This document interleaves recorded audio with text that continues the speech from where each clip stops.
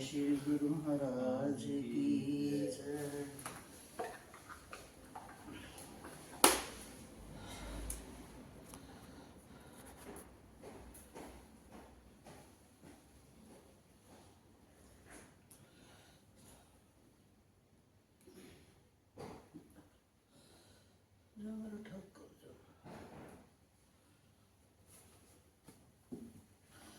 ओम अज्ञानतिमिरन्धस्य ज्ञानाञ्जनशलाकया चक्षुरुन्मिलितं येन तस्मै श्री गुरुवे नमः। श्रीचैतन्यमनोभीष्टं स्थापितं येन भूतले स्वं रूपा कदा मह्यं ददाति स्वपदान्तिकं। वन्देऽहं श्रीगुरु श्रीयुतपदकमलं श्रीयुतगुरु वैष्णवं च श्रीरूपसागरदत्तं सैगं रघुनाथान्वितं सजीवं साद्वैतं सावधूतं परिजन सहितं देवं नमः। ओम कृष्ण जय श्री कृष्ण कृपा सिंधु करुणा सिंधु दीनबंधु दयानाथ दयालु हे गोपेश गोपिका कांत राधा कांत नमो नमः। तप्त कांचन गौरांगे राधे वृंदावनेश्वरी वृषभानुसुते देवी प्रणमामि हरि प्रिये। वाञ्छाकल्पतरुभ्यश्च कृपा सिन्धुभ्यैव च पतितानां पावनेभ्यो वैष्णवेभ्यो नमो नमः। श्री कृष्ण चैतन्य प्रभु नित्यानंद श्री अद्वैत गदाधर श्रीवासादि गौर भक्तवृंद। हरे कृष्ण कृष्ण कृष्ण हरे हरे हरे राम राम राम हरे हरे। हरे कृष्ण कृष्ण कृष्ण हरे हरे हरे राम राम राम हरे हरे।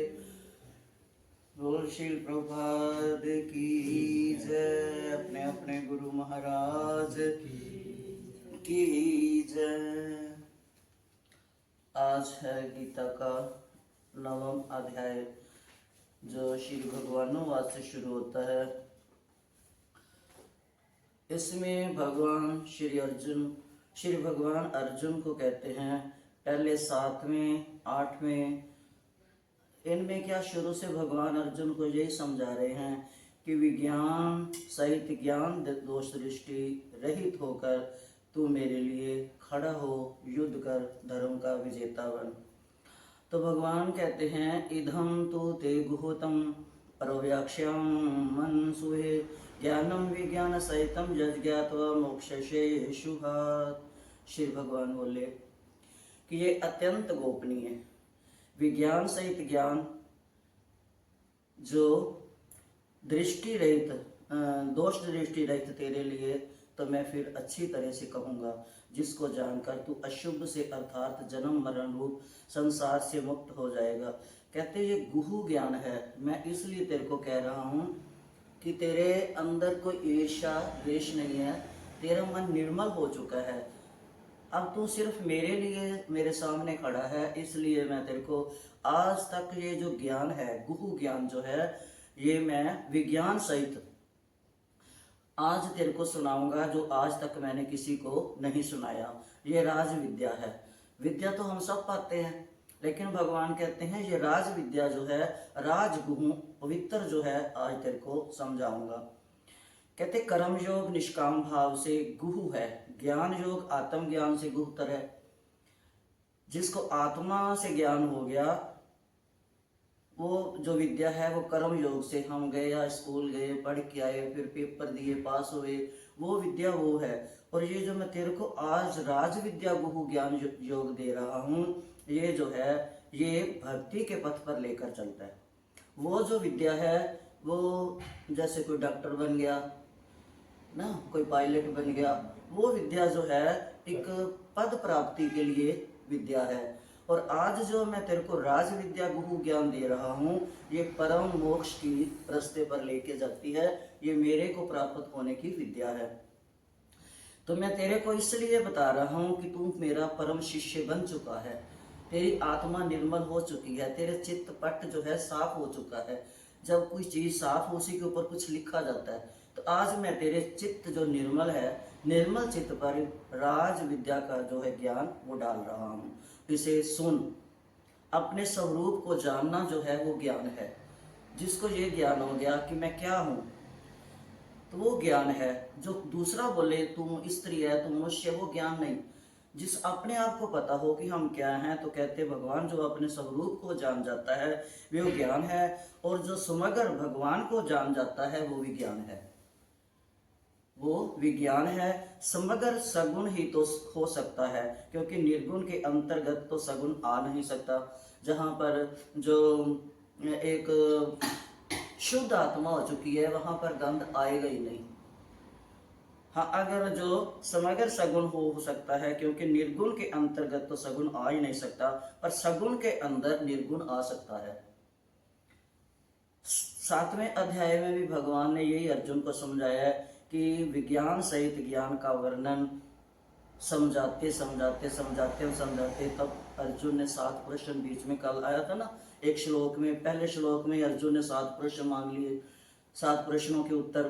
तो इसमें फिर भगवान वो ज्ञान समझाते समझाते रुक गए। आज फिर वो 7 प्रश्नों का उत्तर दे के आज वही ज्ञान फिर गुहु ज्ञान समझा रहे हैं।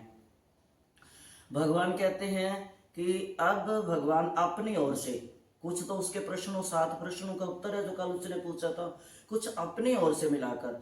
जैसे हम किसी से कुछ पूछते हैं तो वो सुनाता सुनाता कुछ अपनी ओर से भी कह देता है, जी मैं अपनी ओर से बता रहा हूँ।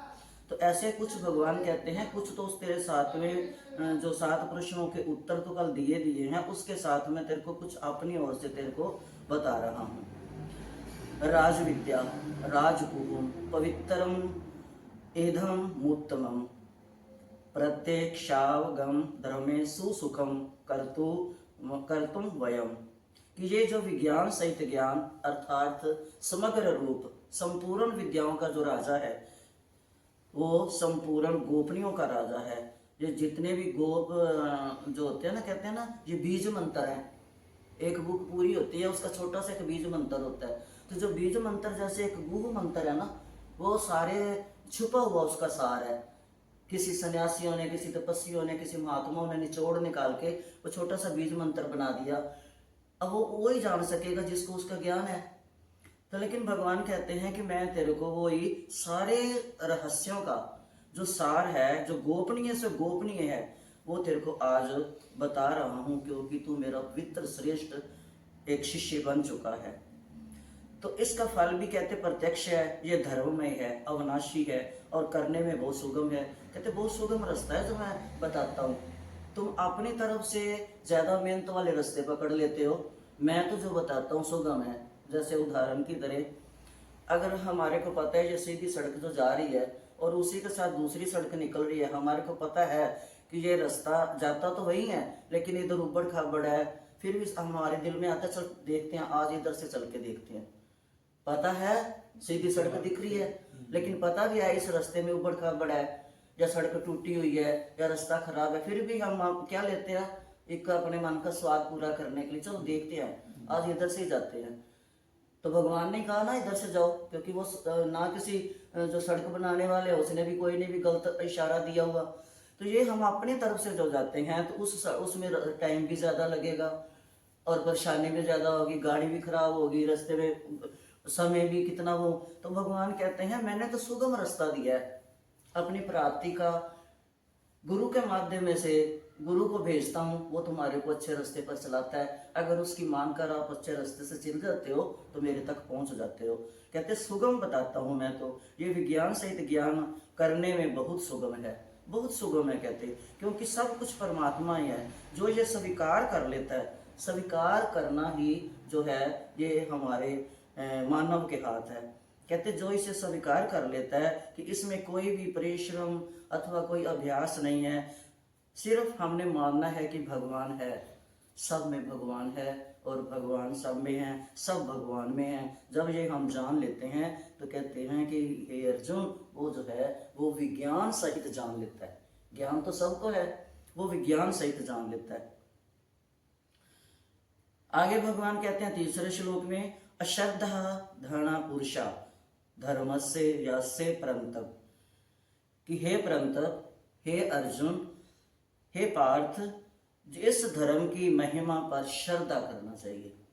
जो मैं बता रहा हूँ, भगवान शंकर ने भी पार्वती को, और मैं जब शुरू होती है तो उसमें पहला श्लोक ही है, वर्णा नाम अर्थ संज्ञा नाम रथा नाम संचमापी श्रद्धा विश्वास रूपिनो। भगवान शंकर कहते हैं कि अगर तू श्रद्धा से सुनेगी तब मैं सुनाऊंगा। जैसे तूने पीछे राम की कथा अश्रद्धा से सुनी थी तो तेरे को जलना पड़ा था अपने पिता के घर में, क्योंकि तेरे अंदर श्रद्धा नहीं थे। कथा सुनने तो दोनों गए थे, जब कथा सुनने गए थे तो तब कहा था कि कुंभज ऋषि के पाही दोनों गए, शंकर जी और माता का नाम लिया, माता चली है। और जब उन्होंने सुनी नहीं तो तब उन्होंने कहा कि दक्ष पुत्री चली। जब सुना नहीं, जब सुन के वापस आ रहे हैं तो ये छुपाई जाती है कि दक्ष पुत्री चली। तब ये नहीं कि शंकर की अर्धांगिनी चली, मां सती चली ना। क्यों? कि उन्होंने कहा इसको कथा का कुछ ज्ञान नहीं है, इसका कथा से प्यार नहीं है, इसको भगवान के नाम से प्यार नहीं है, इसने सुनी नहीं है, इसलिए ये तो एक नकारात्मक पिता की पुत्री है, दक्ष की, जो नाम मानने वाला, जो शंकर जी को नहीं मानता था। तो उन्होंने पिता की संज्ञा दी। आज भी कहते हैं ना लड़की को, तेरे पिता ने सिखाया क्या है, तेरी माँ ने सिखाया क्या है? क्योंकि माँ बाप के ही संस्कार आते हैं, है ना। तो वो कहते हैं कि अगर मैं श्रद्धा से तो सुनेगी पार्वती तभी तेरे को सुनाऊंगा राम कथा। मेरे इष्ट की कथा बहुत मीठी है, पर सुन, जो श्रद्धा और विश्वास के साथ सुनेगा उसको मीठी लगेगी, नहीं तो फीकी लगेगी, नहीं तो एक पोथी लगेगी, एक किताब लगेगी। अगर तू श्रद्धा से सुनेगी, वही अर्जुन को श्री कृष्ण इसमें कह रहे हैं, अश्रद्धा ना, जिसकी श्रद्धा नहीं है, जिसको मेरे ऊपर विश्वास नहीं है, धर्म के ऊपर विश्वास नहीं है, पूजा के ऊपर विश्वास नहीं है, उसको ये फल नहीं मिलेगा, क्योंकि वो धर्म की महिमा जानता ही नहीं। जो मनुष्य श्रद्धा और विश्वास रखकर, धर्म को साथ रखकर मुझे प्राप्त कर लेता है, और जो नहीं रखता वो मृत्यु रूप संसार के मार्ग में लौटता रहता है, आता रहता, जाता रहता, बार बार जन्मता मरता रहता है। तो भगवान पहले श्लोक में ये अर्जुन को क्या कहते हैं कि श्रद्धा रखने वाले मनुष्य इससे लाभ उठा लेते हैं, और जो श्रद्धा नहीं रखते, कल भी मैंने कहा था ना, लेसन वही है, टीचर भी वही है, बच्चे वही बैठे हैं 20-25 जो क्लास में। जो बच्चे श्रद्धा से सुन रहे हैं, विश्वास करके कि जो मास्टर बता रहा है, टीचर बता रहा है, सही बता रहा है, और जो लिखा हुआ है वो भी सही लिखा है, उसका उत्तर भी सही मिल रहा है, जो सही श्रद्धा और विश्वास से टीचर की बात सुन रहे हैं वही पास होगा। बाकी जो 20 हैं वो तो बस बैठे हैं नाम के लिए। तो वही अर्जुन को भी भगवान कह रहे हैं कि हे अर्जुन, जो श्रद्धा और विश्वास के साथ, धर्म के साथ चलकर जो मेरे को जपेगा वो मेरे को पाएगा, मेरे धाम में आएगा, नहीं तो फिर जन्म मरण के चक्कर में घूमता रहेगा। आगे कहते हैं, ये जो चौथे श्लोक से 11-15 तक जो है, ये भगवान ये अर्जुन को यही समझा रहे हैं। मया तत्मिदं सर्व जगत व्यक्त मूर्तिना मतस्थानि सर्वभूतानि नाचाहं ते व्यवस्था नाचमस्तथानि भूतानि पश्य योगम ऐश्वर्यम भूत भृंच भूतस्थो महात्मा भूत भावन। ये सब संसार मेरे निराकार स्वरूप से व्यापक है, मेरा कोई आकार नहीं है।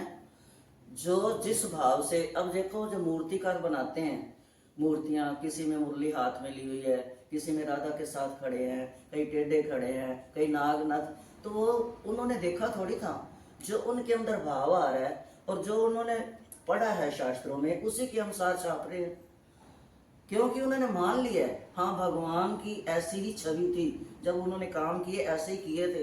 तो आज देखो मूर्तियां बना रहे हैं, वो चल भी रही हैं, हम उनको माथा भी टेक रहे हैं, मना भी रहे हैं, पूज भी रहे हैं।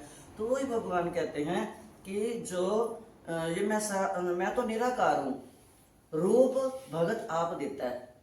जो भावना भगत के अंदर आती है, जिस रूप में, जिस भाव में मेरे को पुकारता है, उसी रूप में मैं आ जाता हूँ। द्रौपदी ने चीरहरण ने साड़ी के रूप में बुलाया कि मेरी साड़ी खींची जा रही, आ जाओ, तो भगवान साड़ी के रूप में आ गए। तो भगवान कहते हैं ये अपने अंदर का जो भाव है, मैं तो निराकार हूँ, मैं वही रूप धर के साकार रूप बन जाता हूँ जो भाव से मुझे बजता है। जिस भाव से बजे वो भाव ही मैं बनता हूँ। और कहते हैं मैं तो जल हूँ, अगर वो किसी बर्तन में हमने फ्रिज में रखी है डोंगे में, तो वो बर्फ डोंगे का आकार ले लेगा। तो कहते मैं तो शांत हूँ, सम हूँ, सदघन हूँ, चिदघन हूँ, आनंद धन हूँ। परमात्मा तत्व हूँ और परिपूर्ण हूँ। कहते हैं ना परिपूर्ण परमात्मा, पूर्ण इदम पूर्ण बोलते हैं ना, तो कहते मैं पूर्ण हूँ ना, मैं अविभक्त सत्ता में, मैं तू, ये जो मैं मेरी मैं इसमें नहीं हूँ। जब तक साधक में ये भाव है कि परमात्मा और संसार दो हैं, तब तक वो जीव मुझे समझ नहीं पाता। जब जीव के अंदर ये आ जाएगा ज्ञान कि मैं और भगवान अलग नहीं है, और संसार और भगवान भी अलग नहीं है, क्योंकि संसार भगवान ने बनाया है। जब संसार नहीं होगा, जल प्रलय होगी, तब भी भगवान थे, और जब सृष्टि बनी तब भगवान थे, जब चला रहे हैं तब भी भगवान हैं। तो वो कहते हैं कि जब साधक के ये भाव बन जाएंगे, परमात्मा और संसार एक है, संसार को बनाने, कहते हैं ना रचा है सृष्टि को जिस प्रभु ने, वो ही सृष्टि चला रहा है। कहते जो भगवान है सब कुछ, तो वो जो ये मान लेता है, जान लेता है, जिसके अंदर से अहंता, ममता, कामना, ज्यादातर भगवान कामना को देते हैं, नंबर 1 पे कामना रहता है कि अगर कामना नहीं होगी तो उसकी कोई दुख भी नहीं होगा।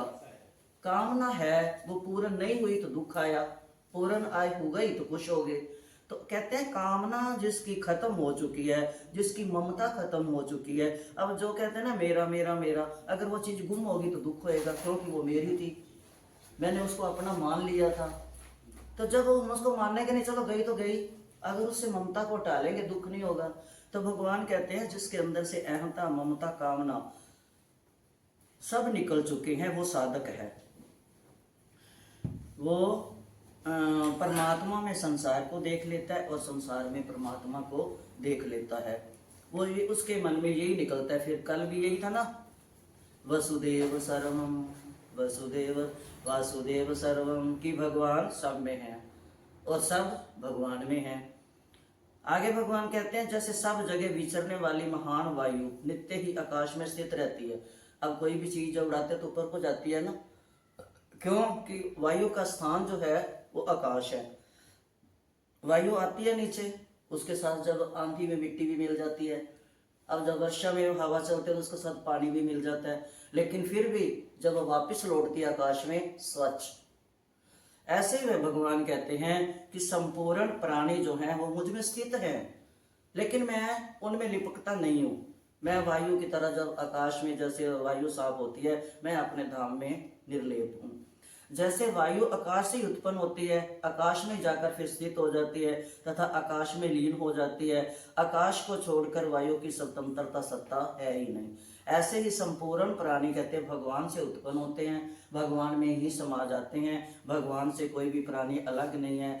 जब जो ये सत्ता को समझ जाता है, वो साधक दृढ़ता से जब स्वीकार कर लेता है कि सब कुछ भगवान का है, जब उसके मुख से यही निकलेगा वासुदेव सर्वम, वासुदेव सर्वम, तो वो किसी मोह में फंसेगा नहीं। आगे कहते हैं सर्वभूतानि कौन्तेय प्रकृतिम यान्ति मामिकाम। कहते हे कुंती नंदन, कल्पों का क्षय होने पर, युग युग जब बदलते हैं, सतयुग द्वापर जब आते हैं, जब कल्पों का क्षय होता है, महाप्रलय के समय संपूर्ण प्राणी मेरी प्रकृति को प्राप्त हो जाते हैं। मैं वैसे फिर खड़ा कर देता, जैसे सो के कोई उठता है, अभी वो भी थोड़ा बाल बिखरे होंगे, कैसे थोड़ा रूप हो जाता है। तो भगवान कहते हैं जब मैं सृष्टि को नए उपजाता हूँ तो ऐसे खिले खिले भेजता हूँ कि जैसे फूल खिला हुआ महक देता है, ऐसे भेजता हूँ। कहते सृष्टि को, कहते वो जो है मैं उसकी रचना करता हूँ, फिर उसको अपने में मिला लेता हूँ।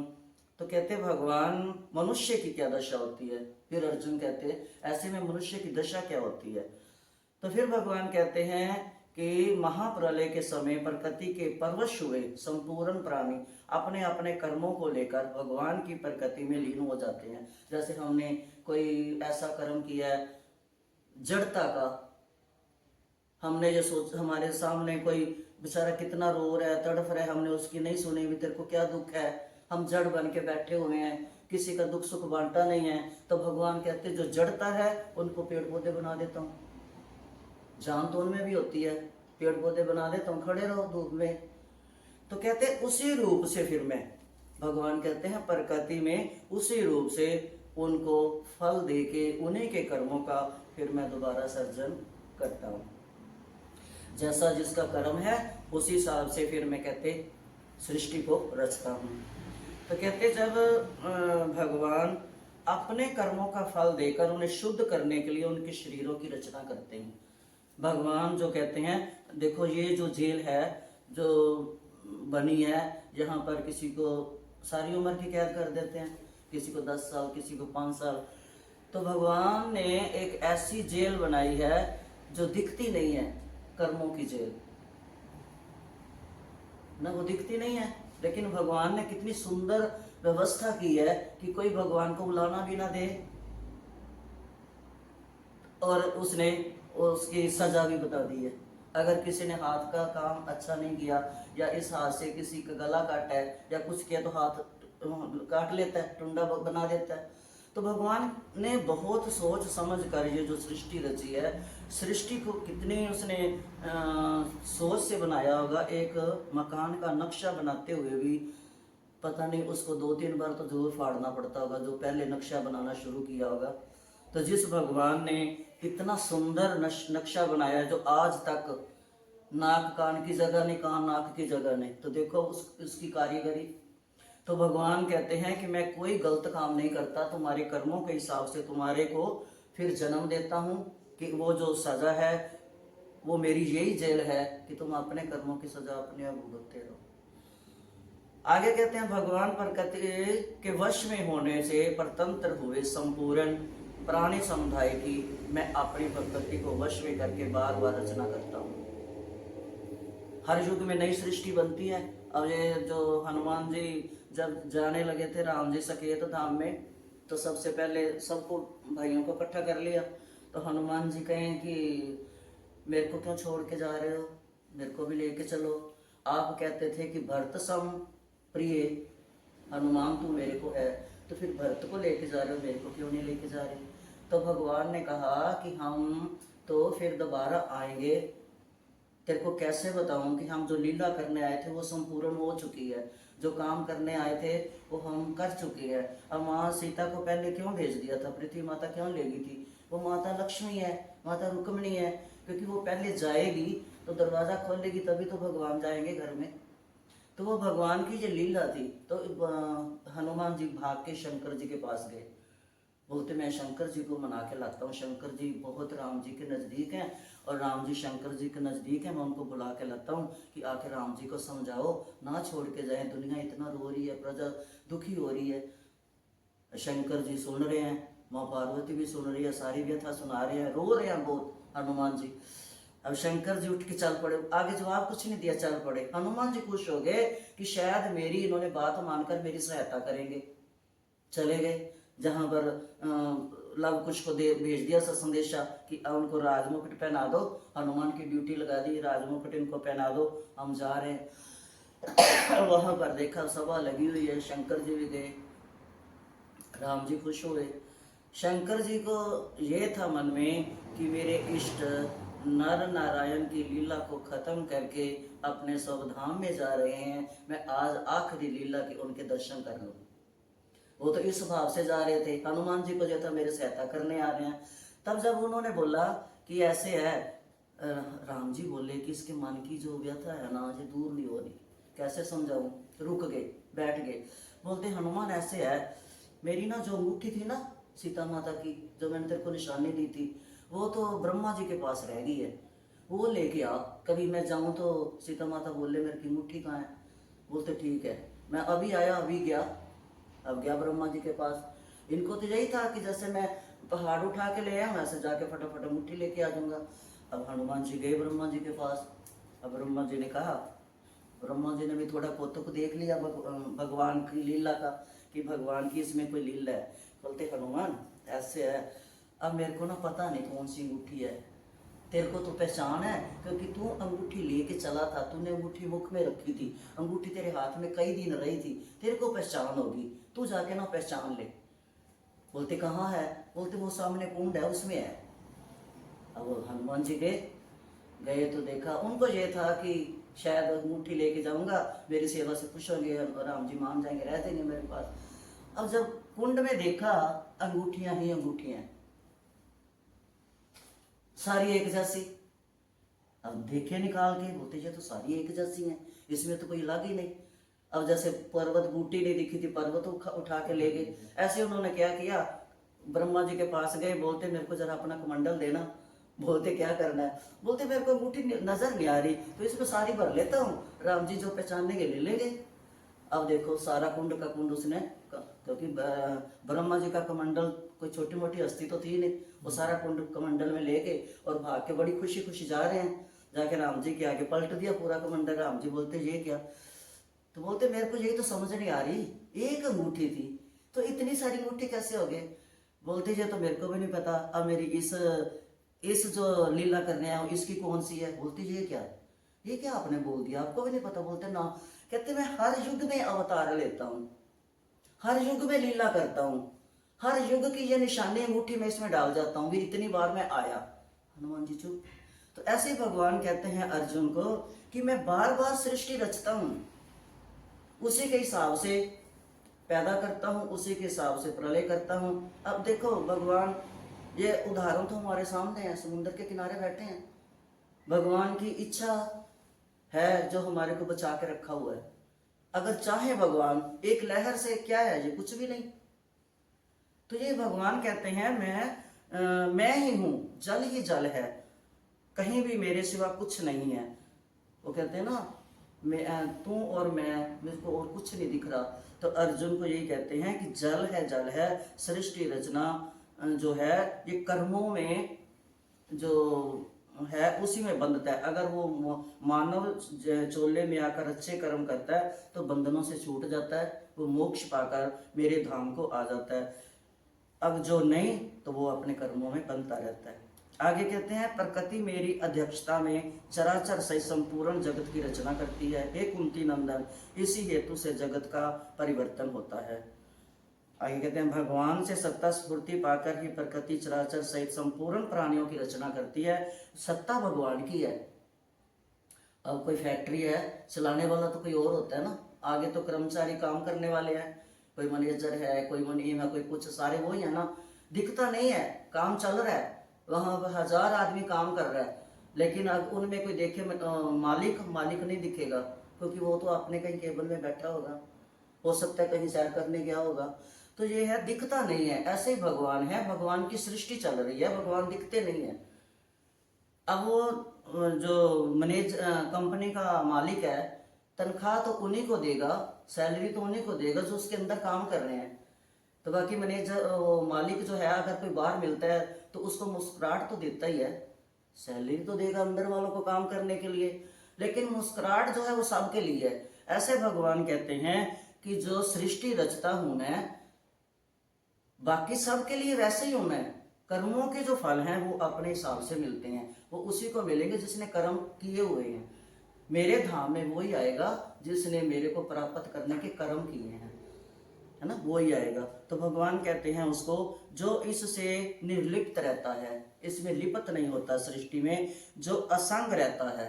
संग कहते हैं ना, संग करना है तो गुरु का करो, संग करना है किसी साध का करो, संग करना है किसी अच्छे व्यक्ति का करो, संग करना है सत्संगति का करो, संग करना है गीता का करो, रामायण का करो, गुरुवाणी का करो, अच्छे चीज का संग करो।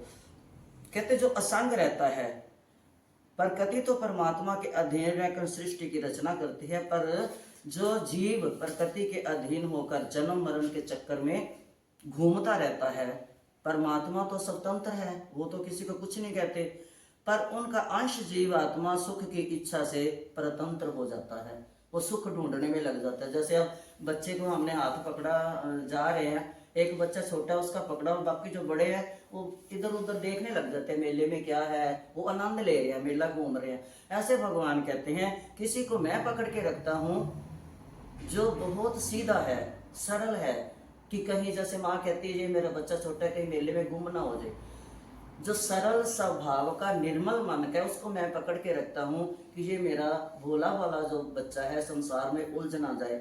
और कोई जो मेरे को पा जाता है, जो जान जाता है, वो मेरे को पकड़ के रखता है। ये दो ही बचते हैं, या तो वो जो मेरे को पकड़ के रखते हैं या वो जिनको मैं पकड़ के रखता हूँ। अब पकड़ में भी फर्क है। बिल्ली बच्चे को पकड़ती है मुंह में और बंदरी अपनी पीठ पे, तो दोनों में फर्क है।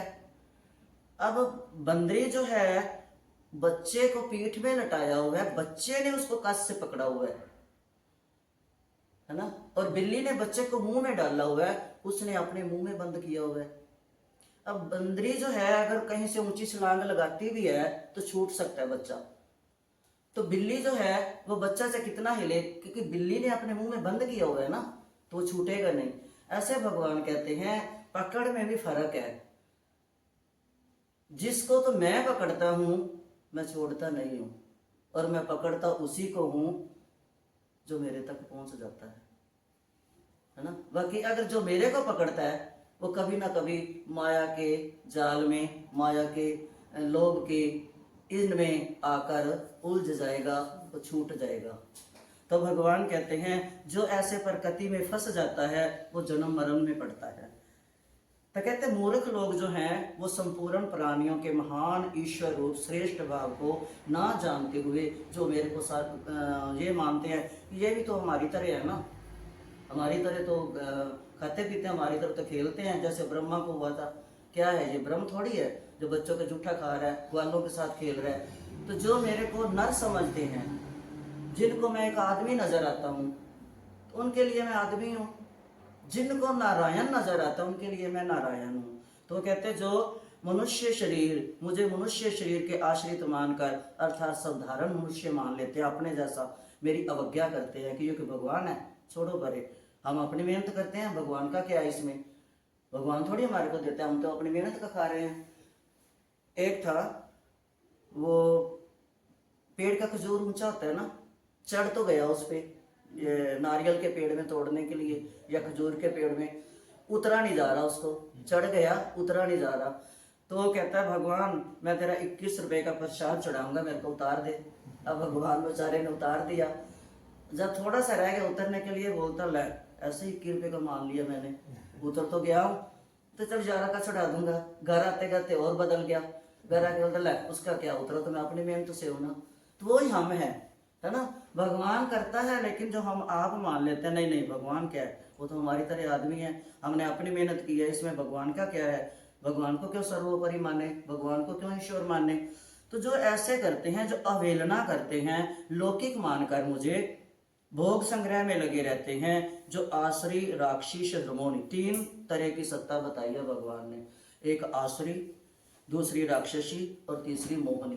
कहते हैं जो 3 ही सत्ता हैं, 3 प्रकार की, ये तीनों जो हैं ये मनुष्य को बांधती हैं।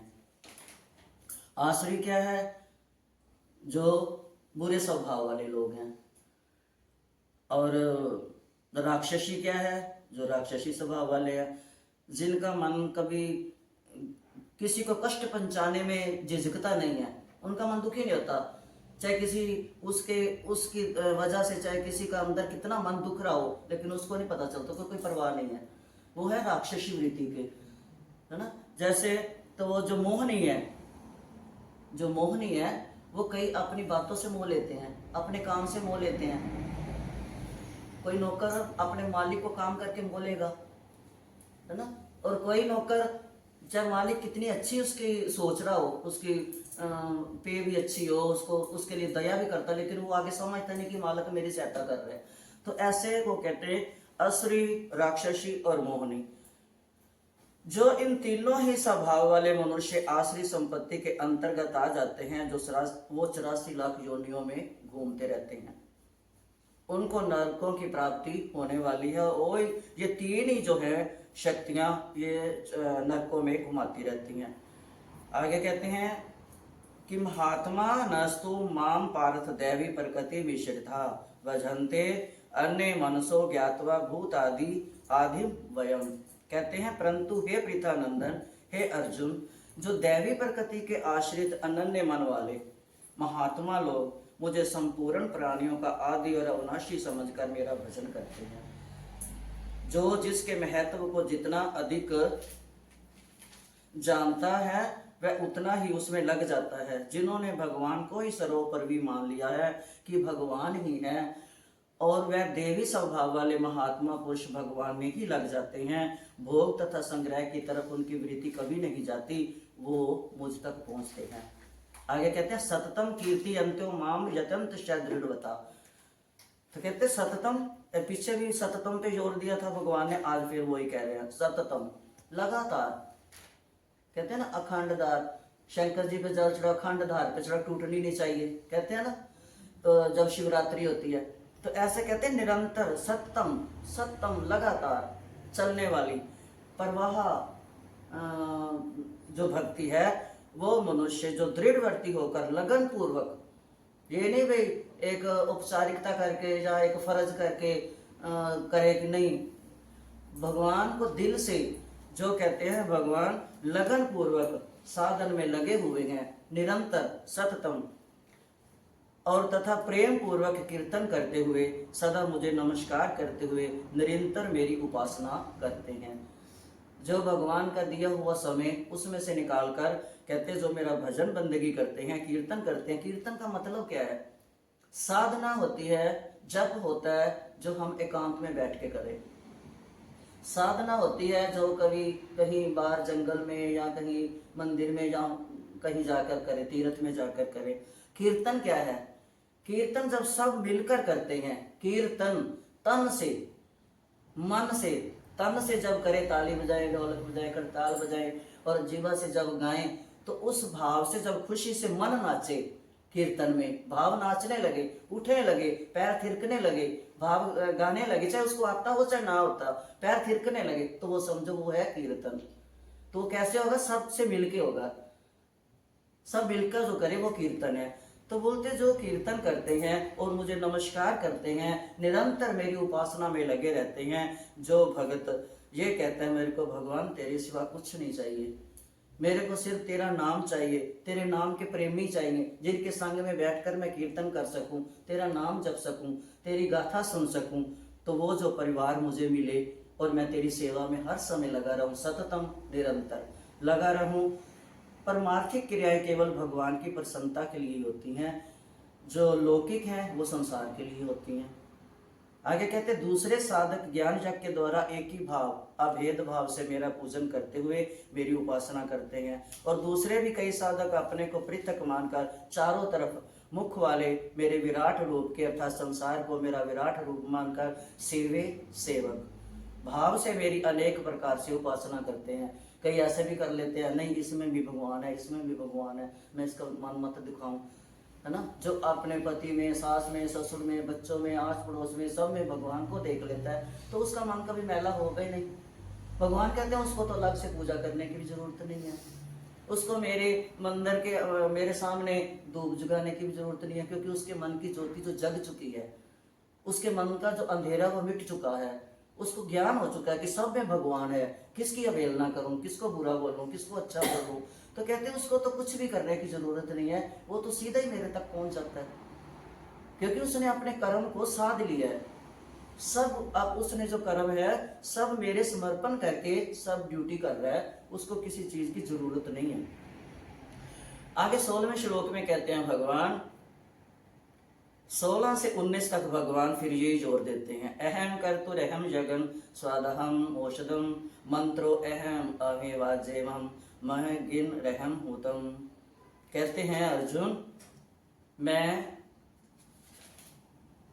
कर्ता हूँ, मैं यज्ञ हूँ, मैं सवधा हूँ, मैं औषध हूँ, मैं मंत्र हूँ, मैं घृत हूँ, मैं अग्नि हूँ, और हवन रूप क्रिया भी मैं ही हूँ।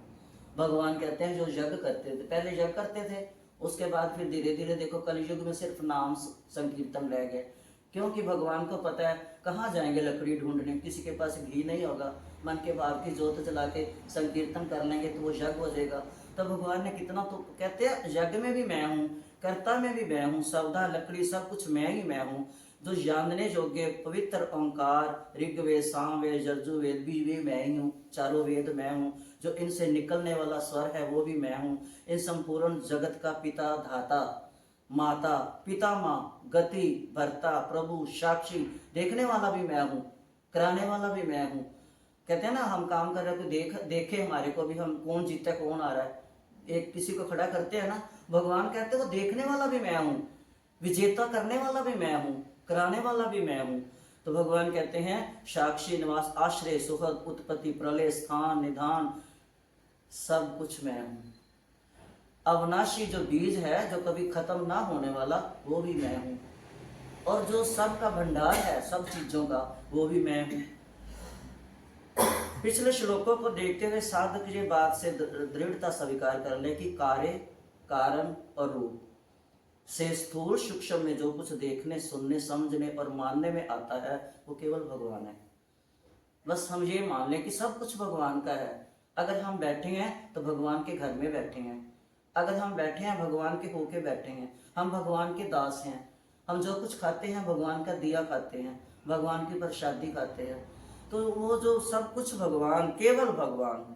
हे अर्जुन, संसार के हित के लिए मैं ही सूर्य रूप में तपता हूं। सूर्य उसका क्या है? सूर्य उसका नाम नहीं है। सूर्य उसका वो क्या कहते हैं, नाम तो उसका विवस्वानु है, लेकिन वो कहते हैं सूर्य का काम क्या है? तपना, रोशनी देना। तो कहते वो मैं ही हूं, मैं ही सबको पैदा करता हूं, मैं ही सबके अंदर ये भरता हूं, मैं ही सबको पालता हूं, मैं ही जल हूं, मैं ही थल हूं, खड़ा होने के लिए जगह जो देता हूं, मैं धरती भी मैं हूं। कहते मैं सब कुछ हूं। वर्षा रूप जो वर्षा होती है वो भी मैं हूँ, भाप बनती है वो भी मैं हूँ। अमृत और तो कहते हैं अर्जुन मैं और तो क्या कहूँ, विष भी मैं हूँ, अमृत भी मैं हूँ। भगवान ने कहा और तो तेरे को मैं क्या समझाऊं, विष भी मैं हूँ, अमृत भी मैं हूँ, सत्य भी मैं हूँ, असत्य भी मैं हूँ, मृत्यु भी मैं हूँ, जन्म भी मैं हूँ, मरण भी मैं हूँ। जो देखने सुनने पढ़ने कल्पना करने में आता है और जिन शरीर इंद्रियां मन बुद्धि अहम के द्वारा सुना पढ़ा और सोचा जाता है। अब पढ़ा जाता है, आंखों से देखा जाता है, मुंह से पढ़ा जाता है और बुद्धि से सोचा जाता है ना। जब हम पेपर में कुछ लिखते हैं तो पहले तो देखते हैं क्वेश्चन कौन सा है, फिर उसको बुद्धि से सोचते हैं, तभी लिखते हैं ना, उसका उत्तर तो तभी लिखेंगे ना। तो भगवान कहते हैं जो सुनना, अब वो लिखे सोचेंगे क्या, जो मास्टर से पहले सुना हुआ होगा, जो टीचर ने हमारे को सुनाया होगा, याद करवाया, पहले सुना हुआ जो था, पढ़ा हुआ था, वही जो पेपर में लिखने के लिए सोचेंगे बुद्धि से, ठीक है ना। और सुना था पहले कान से, देखा है उस पेपर को आंख से, सोचेंगे बुद्धि से, तो फिर उसको लिखेंगे। ये सब का जो है, सब के पीछे जो है, कहते वो कौन है, वो मैं हूं। देखो कितना गूढ़ से गूढ़ अर्जुन के लिए भगवान उसके लिए कितना कर रहे हैं कि ये शिष्य लायक है, इसको समझाऊं। समझाने के लिए भगवान कितना बोल रहे हैं, कितना बोल रहे हैं। अब भगवान कहते हैं जैसे अन्नकूट के प्रसाद में रसगुल्ले गुलाब जामुन जब 56 भोग लगते हैं भगवान को, तो 56 चीजें रखी जाती हैं। ये 56 भोग क्यों बने, चलो इसी से आज ये भी याद आ गया, 56 भोग क्यों बने हैं पता है भगवान के? नहीं, आपको नहीं। 56 भोग माँ यशोदा जब से कान्हा ने जन्म लिया था, रोज माँ यशोदा 8 प्रकार का भोजन बना के खिलाती थी, 8 प्रकार का। जो आज खिला दिया माँ ने, दूसरे दिन कभी खिलाया नहीं। 11 साल तक जो पहले दिन खिला दिया वो लास्ट तक खिलाया नहीं कभी, नए से नए। तो देखो आजकल तो कुछ बनाते हैं तो अपने वो वीडियो डाल देते हैं कि हमने ये बनाया, और माता यशोदा जिसने एक पकवान खिला दिया, दोबारा 11 साल बनाया नहीं, नए से नए, और 8 प्रकार के रोज पकवान बनाती थी। उसने कोई अपनी कोचिंग बुक नहीं ढोगी। तो जब गिरिराज इंद्र ने कोप किया, मूसलाधार वर्षा हुई, भगवान ने गिरिराज धारण किया, सबको बचाया 7 दिन। 7 दिन के बाद जब इंद्र हारा, माफी मांगी, वर्षा रुकी, भगवान ने उसको रखा, बाहर निकाला अपने सब परिवार को। तो तब माँ यशोदा भागी भागी गई घर, और उसने सोचा आज 7 दिन हो गए हैं, मेरे बेटे ने कुछ नहीं खाया। और जो 7 दिन का वो 8वें दिन जो बनाया, जो 7 दिन नहीं खिलाया था, 8 सत्ते 56, वो 56 प्रकार का भोग बना के लाई, उससे 56 प्रकार का भोग चालू हुआ। आज भी गिरिराज में 56 प्रकार का भोग लगता है। गिरिराज का ये भोग ही 56 प्रकार का बन गया, क्योंकि माँ यशोदा ने बनाया। तो ये 56 प्रकार का भोग। अब भगवान कहते हैं कि उसमें देखो, कभी आप गए हो तो देखना वहां पर उसमें चटनी तक, खटाई तक सब परोसा जाता है, मिठाई क्या। तो उसमें भगवान कहते हैं जिसमें रसगुल्ले, गुलाब जामुन आदि सब कुछ होता है, उसमें मेथी की सब्जी भी होती है, करेले की सब्जी भी होती है ना, उसमें नमक भी होता है, सारा कुछ होता है ना, क्योंकि 56 बनाना, भगवान के लिए तैयार करना, सारी सब्जियां सारा कुछ। अन्नकूट वाले दिन भी, उस दिन तो अलग अलग परोसते हैं, अन्नकूट वाले दिन सारी सब्जियां चावलों में डालकर खिचड़ी बनाई जाती है। उस दिन खिचड़ी के रूप में भगवान को 56 प्रकार का भोग लगता है। तो भगवान कहते हैं उसमें देखो खट्टा भी खा लेता हूँ मैं, कोई कड़वा लेके आता है तो वो भी खा लेता हूँ मैं, सारा कुछ खा लेता हूँ ना। तो भगवान कहते हैं ये खट्टे, अब ये मेरे को याद आया यहाँ से, बैंगन कहते नहीं खाते, एकादशी व्रत में बैंगन कहते नहीं खाते, लेकिन जगन्नाथ में भगवान बैंगन की सब्जी खाते हैं। अरबी की सब्जी माँ राधा बहुत खुश होकर खाती है। जिस दिन राधा का जन्माष्टमी होती है, अरबी माँ को भोग लगाओ, बहुत खुश होएगी अरबी की सब्जी से, लिख लो याद करना अब ना, कभी कभी राधा कृष्ण को अरबी की सब्जी भी खिलाया करो, माँ खुश होगी। बैंगन क्यों भगवान खाने लगे कि जो जगन्नाथ हैं, जगन्नाथ में भगवान तीनों बहन भाइयों के रूप में है, सुभद्रा, दाऊ और कृष्ण। तो तीनों बहन भाई वहां पर जब मिले तो कहते हैं आज भी जब पूरा परिवार इकट्ठा होता है, छुट्टियों में सब मिलते हैं बहन भाई, तो कितना मजा आता है ना, है ना, माँ को बना के खिलाने में भी सारे। तो उस दिन पता नहीं चलता आज वीरवार है, शुक्रवार है, एकादशी है, द्वादशी है।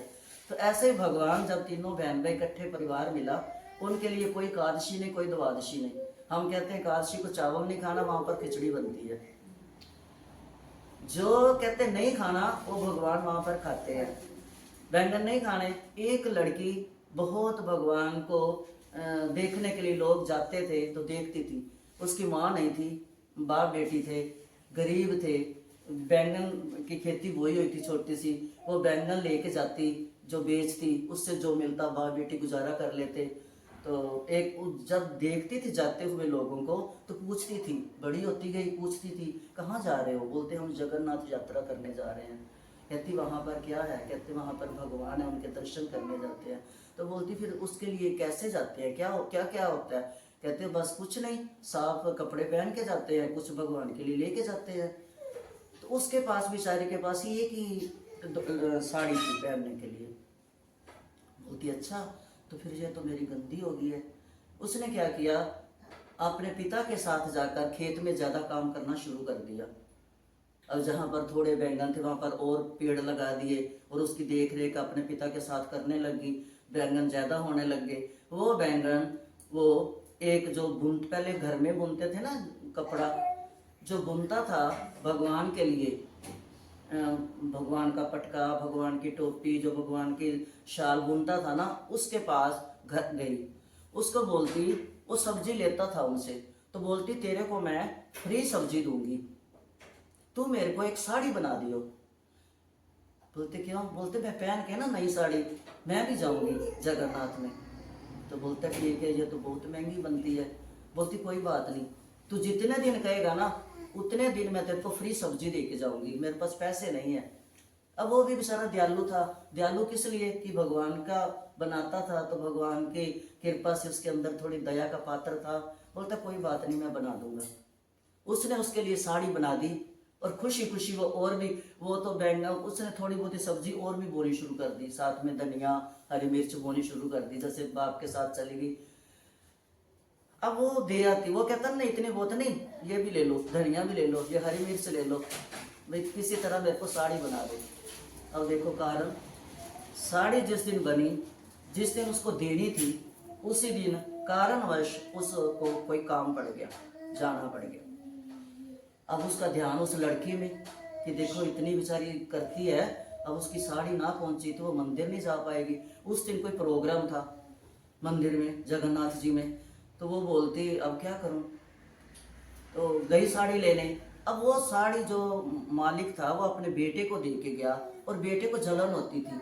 वो अपने कहते हैं ना किसी के सामने प्रशंसा करो ना तो वो भी एक जलन बन जाती है, है ना। तो वो जो है अपने बेटे को कहता था तू निकम्मा है, तू देख काम नहीं करता मेरे साथ। वो देख बेटी होके अपने पापा के साथ कितना काम करती है, अपने पापा का साथ बटाती है। और देख उसने कितने पैसे मेरे पास जमा कर लिए। अगर हम रोज की सब्जी लेते, इतने पैसे देते तो कितना। अब देख उसने साड़ी के लिए उसकी साड़ी ये कल उसने पहन के जाना है, ये साड़ी उसको दियो।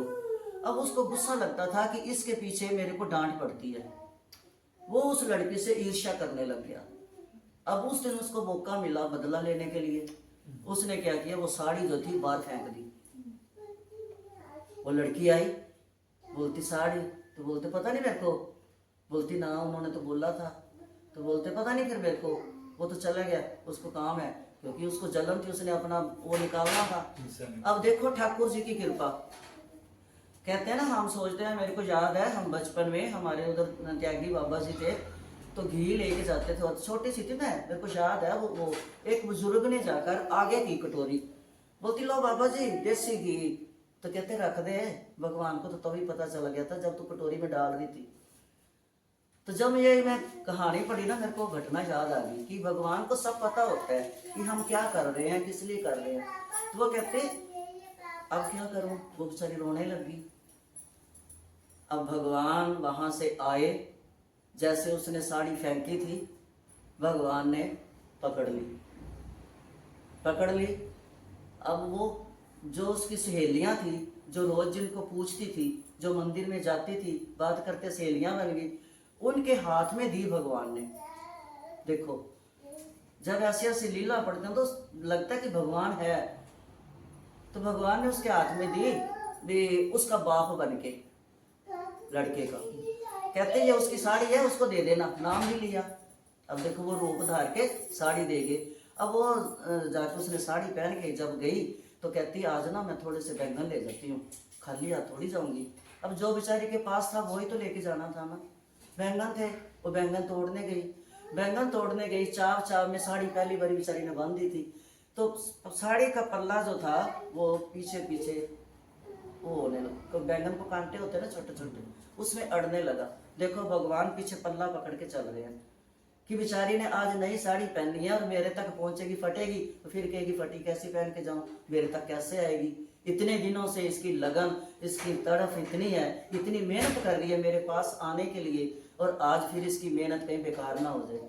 और भगवान पीछे साड़ी, भगवान को पानी दिया हुआ था उसके बाप ने खेत में, भगवान की यहाँ तक मिट्टी में कपड़े धस गए, पैर धस गए पूरे। और अपना जो पीताम्बरी था वो फटती गई। अब वो चली गई, वो उसको बेचारी को कोई पता नहीं भगवान पीछे मेरा पल्ला पकड़ रहे हैं। चली गई, बहुत खुश हो रही है। टोकरी एक बनाई, उसके बैंगन डाले, उसको कपड़े से ढका और चल पड़ी, और बहुत खुश हो रही है। आज मैं नई साड़ी पहन के भगवान के सामने जाऊंगी, आज मैं नई साड़ी पहन के भगवान के सामने जाऊंगी। जैसी भगवान के सामने खड़ी हुई, अब खड़ी हुई है, पुजारी भी बैठे। अब पुजारी और महाराजा था वहाँ का जो, वो आया। वो रोज भगवान के दर्शन करने आता था, भगवान के लिए कुछ कुछ लेके आता था।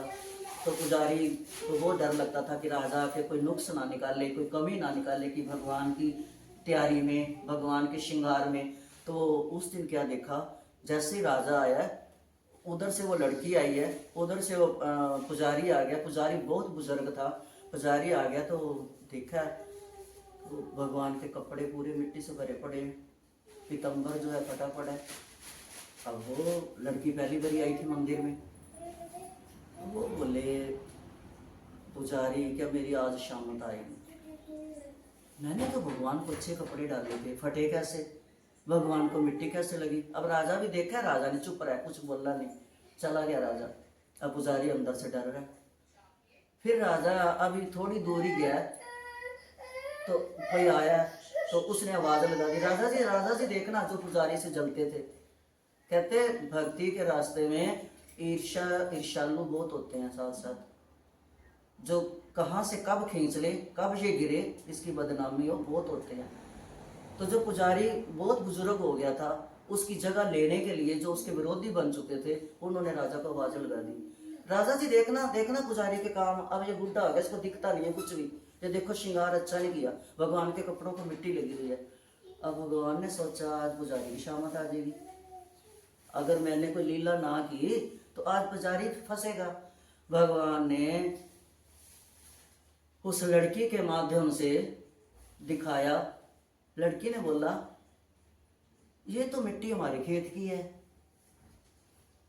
ये तो ये क्या, ऐसे ऐसे करने लगी, बातें करने लगी भगवान से। अब सबकी नजर उसमें बोलती ये तो आज आई है, कहाँ से आई है। तो जैसे उसने बैंगन की कटोरी खोली तब भी सबको हुआ भी ये बैंगन क्या लेके आ गई है भगवान के लिए। तो भगवान ने रात को जहाँ पर रसोई बनती थी वहां पर बोला कि आज मैं बैंगन की सब्जी खाने का दिल कर रहा है। भगत की लाई हुई वस्तु को स्वीकार करने के लिए भगवान क्या से क्या बन जाते हैं। तो इसलिए कहते हैं जो लेके जाओ वो भाव से लेके जाओ, प्रेम से लेके जाओ। ये मत सोचो कि भगवान हलवा खाते हैं या भगवान खीर खाते हैं, या जो आपके पास है। मैंने उस दिन सुनाया था ना, खट्टी लस्सी ले गया था। जो आपके पास है अगर वो ही चीज श्रद्धा से लेके जाओगे तो भगवान स्वीकार करोगे, ना कि लड़ झगड़ के आप किसी से उधार लेके या लोगों को दिखा के कि मैं ये बना रही हूँ, आज है नहीं, जरा दे मैं लेके जाऊँ। नहीं, भगवान कहता जो तुम्हारे पास है सीधे आ जाओ, उसमें कोई मिलावट ना करो। तो भगवान ने उस लड़की का नाम भी किया और पुजारी को बचाया और बैंगन का भोग भी लगाया। तो वो कहते हैं कि भगवान अर्जुन को कह रहे हैं कि मैं जो भी मेरे को खिलाता है भाव से, खट्टा हो, कड़वा हो, मीठा हो, तीखा हो, अमृत हो, जहां तक कि विष हो। अब मीरा को विष दिया तो मीरा तो यही कहती थी मैं गिरधर की, गिरधर मेरा। राधा को कल मैंने सुनाया था ना, राधा को गरम गरम दूध पिला दिया, भगवान के पैर जल गए।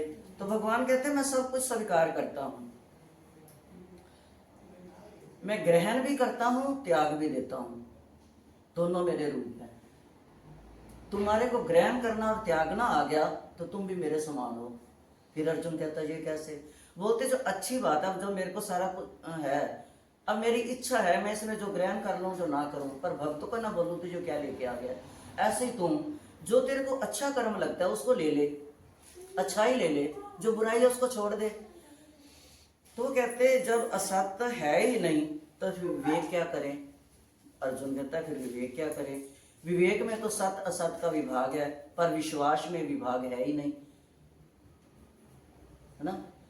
जब विश्वास हो गया भी ये भगवान है तो फिर हम भगवान को अलग समझेंगे ही नहीं।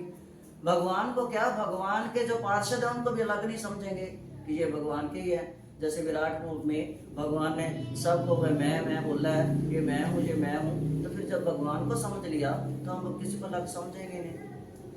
जैसे अर्जुन गया था शास्त्र लेने के लिए, लड़ाई से पहले भगवान ने भेजा था कि शंकर भगवान से शस्त्र लेके आ, लड़ने के लिए बहुत बड़े बड़े योद्धा हैं, उनको मारना कैसे मारेगा, ये तेरा गंडीव काम नहीं आएगा, इससे कोई नहीं मरेगा, जा। तो शंकर के पास गए थे, तो बीच में अभी तपस्या ही कर रहा था, तो शंकर जी आगे वेश बदल के उन्होंने तीर मारा, एक शिकारी भी बन गए, कहते शिकारी भी मैं, शिकार भी मैं। तो उधर से अर्जुन ने मारा, उधर से शंकर जी ने अर्जुन की परीक्षा लेने के लिए, उधर से अर्जुन लेने आ गया कि ये मेरा शिकार है। शंकर भगवान वेश बदले हुए थे तो वो बोलते मेरा है। तो अर्जुन लड़ने लगा, तो फिर शंकर जी ने अपनी परिभाषा में समझाया, तो शंकर को शक हो गया, कहते ये या मैं कर सकता हूँ या कृष्ण कर सकते हैं, तो कृष्ण यहाँ है नहीं, तो आप कौन हो? तो फिर शंकर भगवान प्रकट हुए। शंकर ने कहा मैंने तेरी परीक्षा ली थी, तू पक गया, तू जीतेगा। भगवान शंकर ने उसको शास्त्र दिए और शंकर के साथ साथ सभी देवों ने आकर अर्जुन को शास्त्र दे दिए। तो भगवान इसमें ये भी कहते हैं देवों की उपासना करने वाले, जो देवों को पूजते हैं, उनकी भी मनोकामना जो है मैं उनमें आकर पूरी कर देता हूँ, मैं ही करता हूँ। देवों को पूजने वाले जो देव को प्राप्त होते हैं, जो उनकी इच्छा इंद्र पद मिल गया, स्वर्ग मिल गया, जब खत्म होगा फिर आएंगे। और जो असुरों को पूजते हैं वो राक्षसों में जन्म लेते हैं, जैसे आगे उनके कुल में चले जाते हैं। और जो पितरों को पूजते हैं वो पितरों में मिल जाते हैं। और जो मेरे को भजते हैं वो मेरे पास आते हैं, वो मेरे धाम में आते हैं, मेरे चरणों में आते हैं, उनको मैं मोक्ष दे देता हूँ। भगवान कहते हैं मैं लीला करता हूँ, जो मेरी लीला को समझ जाता है और उसको लीला को समझकर मेरे को भजता है, सबको छोड़कर। जैसे वो है ना जो जिसके 3 मुख थे, क्या उसको पीता है, एक से सुधा पीता है, एक से याद नहीं आ रहा। तो वो कहते हैं, भगवान कहते हैं ऐसे तीनों चीजें हैं वो आपने चुननी है। कौन सी चुने? राक्षस वृत्ति चुननी है। कहते हैं ना, मानव अगर अच्छे कर्म करेगा तो मानव बनेगा। अगर भगवान नहीं बन सकता, मानव तो बनेगा, नहीं तो फिर दानव बनेगा। दानव कौन? राक्षसी वृत्ति वाले। तो यहाँ ऐसे मनुष्यों का वर्णन है जिनके भीतर संसार की सत्ता और महत्ता बैठी हुई है।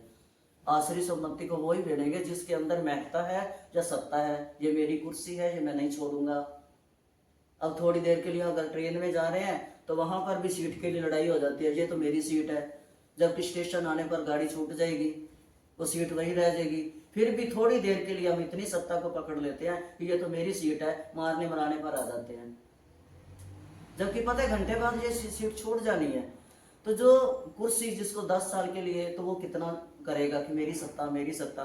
कहते जिसके अंदर मैं मेरी और जो सत्ता आ जाती है वो कभी भी मोह से निकल नहीं सकता।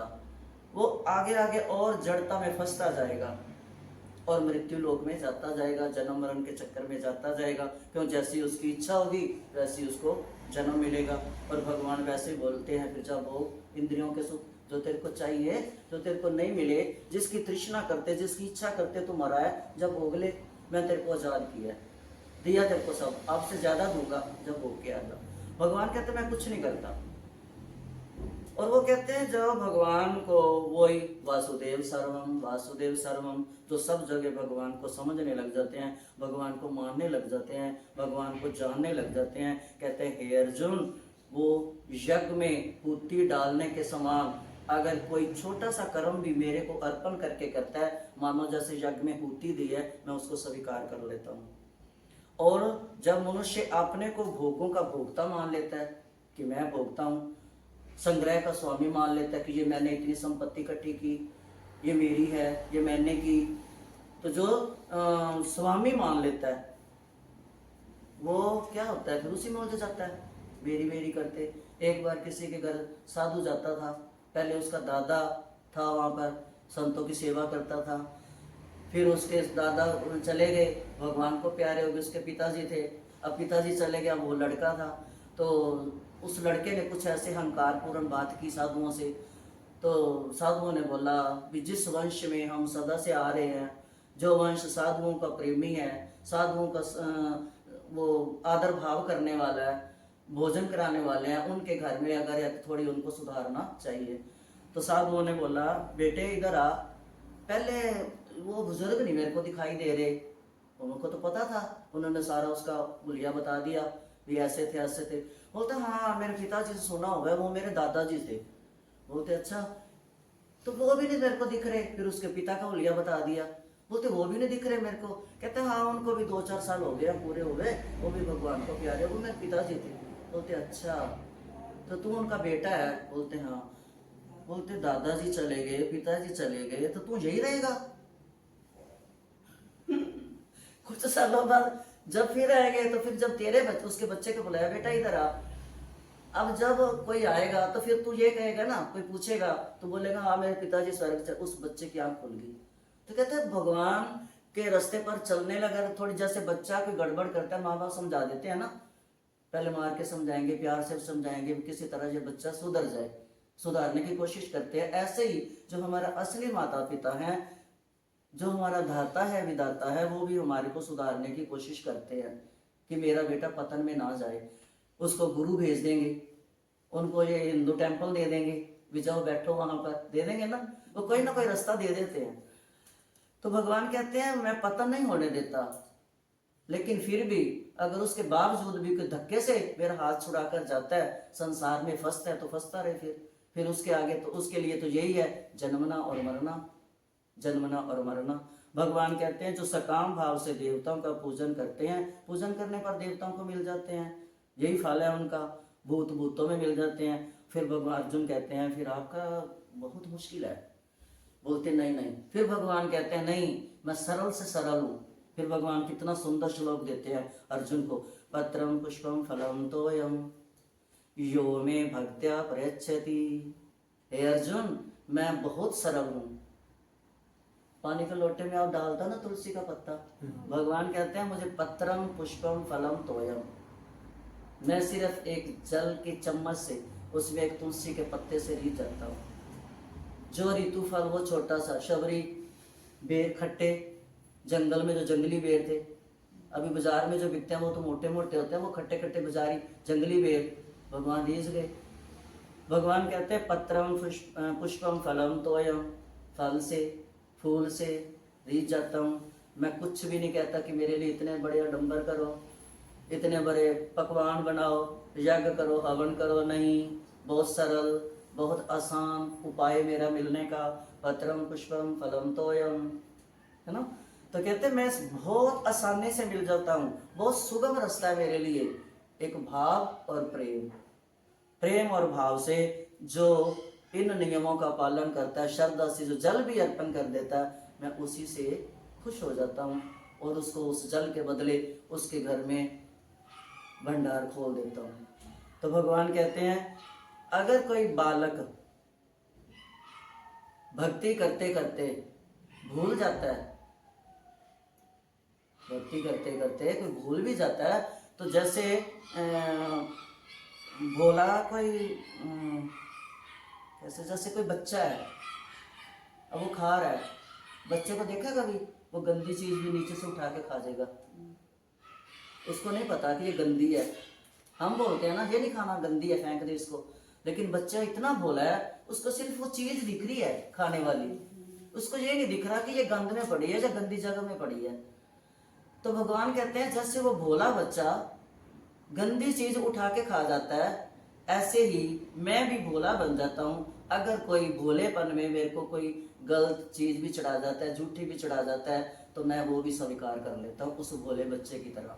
तो कितना दयालु है भगवान, कितना दया करने वाला, कितना करुणा निधान है। इसीलिए तो सीता माँ कहती थी करुणा निधान, है ना, करुणा के सागर हैं वो, दया के भंडार हैं। कहते ऐसे ही मैं भोला बनकर, जैसे विदुरानी के घर गए तो विदुरानी ने क्या किया था, नहा रही थी ना, उसको इंतजार थी भगवान आएंगे, ये पता नहीं था कि अभी आ जाएंगे। एक वस्त्र लपेट के आगे फटाफट, उसको पता, उसको था विदुर आ रहा है, फिर उसने जल्दी जल्दी गई, कुछ पता ही नहीं चला बिछाने के लिए क्या बचाऊं, अब फटाफट गई, केले की टोकरी उठा के ले आई। अब इतनी खुश कि मेरे घर भगवान आए हैं, केले छीलती गई है, छिलका भगवान के मुख में, गुद्दा नीचे फेंक रही है ना, सुना हुआ है ना। विदुर जी आए, इतने में विदुर जी आ गए, विदुर जी से पहले तो पहुंच गए थे, क्योंकि उन्होंने विदुरानी के भावों को यहाँ तक लाना था, हमारे तक। तो लीला पहले करनी थी, विदुर जी पहले होते तो लीला ना होती। तो भाव विदुरानी के जो हमारे तक पहुंचते ना, तो वह जब विदुर आए बोलते पगली ये क्या कर दी है। अब भगवान कुछ नहीं, मुस्कुरा रहे हैं, तो बोलते ऐसे नहीं, वो भी फिर होगी थोड़ा सा भी मैं गलत कर रही हूँ। अब विदुर जी ने उसके हाथ से केले पकड़े, केले खिला रहे हैं, छिलके नीचे फेंक रहे हैं। भगवान क्या कहते हैं, विदुर वो स्वाद नहीं है, जो विदुरानी छिलके खिला रही थी वो स्वाद जो आ रहा था इस गुद्दे में नहीं है। तो भगवान कहते हैं जो भोलेपन से जो मेरे को स्वीकार कर देता है, मैं उसे स्वीकार करता हूँ। विदुरानी के छिलके, है ना, धन्ने की लस्सी, मक्की की रोटी, साग, तो भगवान कहते हैं मैं वो ही खा लेता हूँ जो मेरे को श्रद्धा से देता है, और मैं उसके लिए शुभ फल देता हूँ। हे कुंती पुत्र, तू जो कुछ करता है, जो कुछ भोजन करता है, भजन करता है, बंदगी करता है, यज्ञ करता है, दान देता है, तप करता है, मेरे लिए कर। जो करता है मेरे को समर्पण कर। तो मैं, जो तू मेरे को अर्पण करेगा, तो तेरे को डर नहीं रहेगा कि ये जो कर रहा हूँ मेरे को पाप ना लगे, ये गलत हो जाएगा। जब मैं ही तेरे को कह रहा हूँ तू मेरे को अर्पण कर, मैं वो सब स्वीकार कर लूंगा, तेरे को पाप लगने से बचा लूंगा। ये तेरे को जो कह रहा है मैं चाचे मामे ताए मारूंगा, इनका पाप लगेगा, गुरु का पाप लगेगा, पिता माँ का, ये पाप से मैं तेरे को बचा लूंगा। तू मेरे अर्पण कर, मेरे अर्पण करके युद्ध कर, धर्म के लिए युद्ध कर, खड़ा हो जा, दुर्योधन पर विजय ला, अधर्म पर विजय ला, धर्म पर धर्म की झंडा फहरा। तो भगवान कहते हैं मैं सब माफ कर दूंगा, क्योंकि भगवान कहते हैं ज्ञान योगी तो संसार के साथ मान्य हुए संबंध का त्याग करते हैं, जो ज्ञानी है। लेकिन एक भक्त जो भगवान के सिवाय कुछ मानता ही नहीं, तो उसको त्यागने की जरूरत ही नहीं है, उसको सत्ता तुलसी धन खजाना त्यागने की जरूरत ही नहीं है, क्योंकि उसने, अब ये देखो जो अम्बरीश राजा था, अम्बरीश राजा, राजा होते हुए भी वो भगवान के लिए खुद चक्की पीसता था, अपने हाथ से रोटी बनाता था, अपने हाथ से भोग लगाता था, अपने हाथ से खिलाता था। तो उस भगत के लिए राजा होते हुए भी उसने सब कुछ त्यागा हुआ था। ये नहीं राज छोड़ दिया था, राज नहीं करते थे, राज करते थे, प्रजा को भी संभाल लेते थे, लेकिन वो सब भगवान के अर्पण किया हुआ था कि कर्ता कारक भगवान आप हो। तो भगवान ने उसकी रक्षा के लिए अपना सुदर्शन चक्कर छोड़ा हुआ था। भगवान कहते हैं जो मेरे को बचता है सब कुछ छोड़ के, तो मेरा फर्ज बनता है कि मैं उसकी रक्षा करूं। जैसे जो बच्चा अभी छोटा होता है, माँ बाप का फर्ज होता है ना, ये हमारे आश्रय पे है, हमने इसका रक्षा करनी है। अगर पत्नी पति के आश्रय पे है तो पति को पता है मैंने रक्षा करनी है। ऐसे भगवान कहते हैं जो मेरे आश्रय पे है, जो मेरे आश्रित है, जो मेरे शरणागत है, उसकी रक्षा तो मेरा फर्ज है करना। वो मेरा बच्चा है, वो मेरा शिष्य है। तो भगवान कहते हैं कि जो इसको त्याग देता है उसको कोई दुख भी नहीं लगता, सत्ता को त्यागना। तो अम्बरीश राजा एक बार एकादशी का व्रत था, एकादशी वो बहुत रखते थे और रात को जागरण करते थे। जैसे नरसिंह भगत राज को एकादशी के रात जागरण करता था, तो कहते नरसिंह गाता गाता गिर पड़ता था। तो वहां की जो महारानी थी जयपुर की, वो आकर चोरी अपने पति से आती थी उसका रात को कीर्तन सुनने के लिए। तो वो पानी उसके मुख में डालती थी भगवान के चरणों का जल लेकर कि इसको होश आ जाए। तो किसी ने देख लिया, राजा तेरी रानी तो वहां पर जाती है, वो गाता बजाता है, एक ढोंगी सा बैठा हुआ है, उसके मुंह में जल डालती है। तो ऐसे ऐसे देखो भगवान सबकी परीक्षा लेता है, सबको अपने दूर करने के लिए। लेकिन अम्बरीश राजा जो था, वो एक दिन क्या हुआ, दुर्वासा ऋषि कैसे क्रोधी ऋषि थे, जिनके मुंह से अच्छा शब्द कभी निकलता ही नहीं था। वो सबके ऊपर गुस्सा कर जाते थे। तो उनको सारे खुश रखने की कोशिश करते थे कि अब अगर ये गुस्से में आ गए तो श्राप दे देंगे। उनके श्राप से ऐसा श्राप निकला, जल जाता था सब कुछ। तो डरते थे सब उनसे। दुर्वासा ऋषि एक दिन महाराज अम्बरीश के पास पहुंच गए। बोलते राजन, मैंने भी एकादशी रखी हुई है, तो मैंने सोचा आज पारना जो है तेरे घर करूंगा। तो महाराजा अम्बरीश बहुत खुश कि एक महात्मा मेरे घर पारना करेगा, और वो भी एकादशी का। कल का व्रत का फल जो है वो मेरे को मिलेगा, और इससे मेरी प्रजा सुखी होगी। आज महात्मा मेरे घर पारना करेगा। बहुत खुश अम्बरीश। अब दुर्वासा ऋषि जो थे वो चले गए। उनके साथ 10,000 शिष्य चलते थे, कल्ले नहीं आते थे, 10,000 शिष्य। अब एक समय 10,000 शिष्यों का खाना बनाना कितना मुश्किल है। लेकिन वो कहते हैं राजा तू रसोई तैयार कर, मैं जरा स्नान करके आता हूँ। अब स्नान करने में वहां थोड़ा उन्होंने देर लगा दी। अब इधर से एकादशी का जो होता है ना, पूरा फल तब मिलता है। पारना भी जो है दूसरे दिन, जब एकादशी हम छोड़ते हैं, द्वादशी के अंदर ही हो जाए। द्वादशी रहते जब हमारा पारना हो जाए, त्रयोदशी ना लग जाए, तो फिर एकादशी हमारी पूरी गिनी जाती है। अब उधर से देर हो रही है। अम्बरीश राजा का नियम था कि अब कैसे करे। अब अगर वो भोजन करते हैं तो ऋषि महात्मा जिनको बोल रहा है कि आओ इकट्ठे बैठ के करेंगे, वो स्वागत जाता है। अगर वो पारना नहीं करते तो एकादशी जाती है। अब दुविधा में आ गए। उनके गुरु पास में खड़े थे। गुरु कहते राजन ऐसे कर, यहाँ पर जल डाल, वो जल ले ले, तेरा एकादशी का व्रत का पारना भी हो जाएगा, और जो महात्मा ऋषि को तूने दिया है भंडारे का, वो भी पूर्ण हो जाएगा। अभी ऐसे वो कर ही रहे थे, दुर्वासा ऋषि आ गए।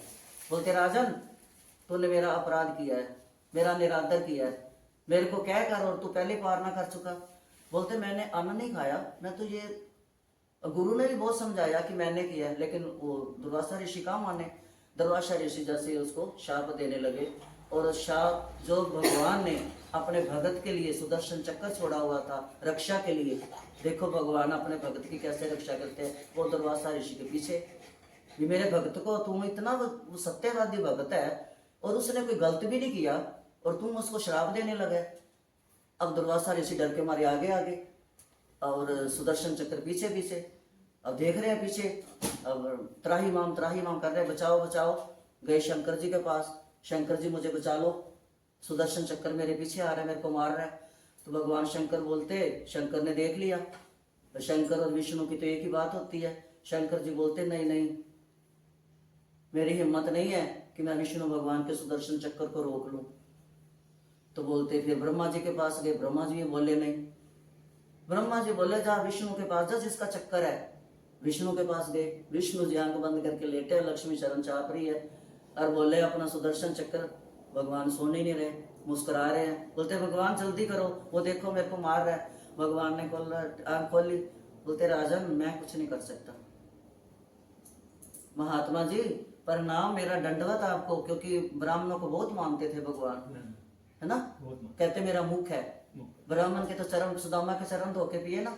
भगवान ब्राह्मणों को, राम भी और कृष्ण भी बहुत मानते थे, शंकर भी। नारद जी की क्यों सारे आओ भक्त करते थे, क्योंकि ब्राह्मण थे ना, उनकी बहुत करते थे। तो भगवान ने कहा अब ठीक है, मेरा कोटि कोटि प्रणाम आपको, पर मैं कुछ नहीं कर सकता। ये करेगा तो मेरा भगत ही करेगा। अब फिर दुर्वासा ऋषि भागे अम्बरीश के पास, जाकर उसके चरणों में गिर के साष्टांग, कहते मेरी रक्षा करो। तो सुदर्शन चक्र रुका, और सुदर्शन चक्र को फिर भी देखो वही ऋषि क्या कहता है, राजा क्या कहता है अम्बरीश, सुदर्शन चक्र को हाथ जोड़कर कि हे नारायण, अगर मैंने कोई इनको नीचा दिखाने के लिए नहीं किया, सिर्फ मैंने अपने व्रत का एक मान रखने के लिए थोड़ा जल लेने लगा था, मैंने कोई जानबूझ के त्रुटि नहीं की, तो इनकी रक्षा करो। वही सुदर्शन चक्र रुक गया और वहीं खड़े हो गए दुर्वासा ऋषि। तो बोले फिर भगवान की भगत के, जो मेरे भगत को कोई दुखी करता है ना, उसको मैं माफ नहीं करता। मेरा भगत अगर उसको माफ कर दे तो ठीक है। तो ऐसे ऐसे भगवान वही अर्जुन को कह रहे हैं कि जो भगत मेरा पक्का बन जाता है, जो मेरे समर्पण कर जाता है, जो सब कुछ मेरे अर्पण करता है, अच्छा बुरा जो भी करता है, भगवान तेरे अर्पण। आज की क्रिया जो मैंने की तेरे अर्पण। सुबह आंख खुलती है, उठते हैं तो बोलते भगवान आज मेरे को अच्छी बुद्धि देना, आज मेरा दिन आपकी कृपा से अच्छा निकले, मैं दफ्तर भी जाऊं तो अपना जो कर्म है अच्छा करूं, मुझे शक्ति देना। और रात को सोने के पहले भी बोले कि भगवान आज का दिन तूने मेरा बहुत साथ दिया, तेरा शुक्रिया। तो भगवान जो अर्पण भगवान को कर देता है, भगवान कहते हैं मैं उसकी सदा सदा रक्षा करता रहता हूँ, उसकी रक्षा करना मेरा धर्म बन जाता है।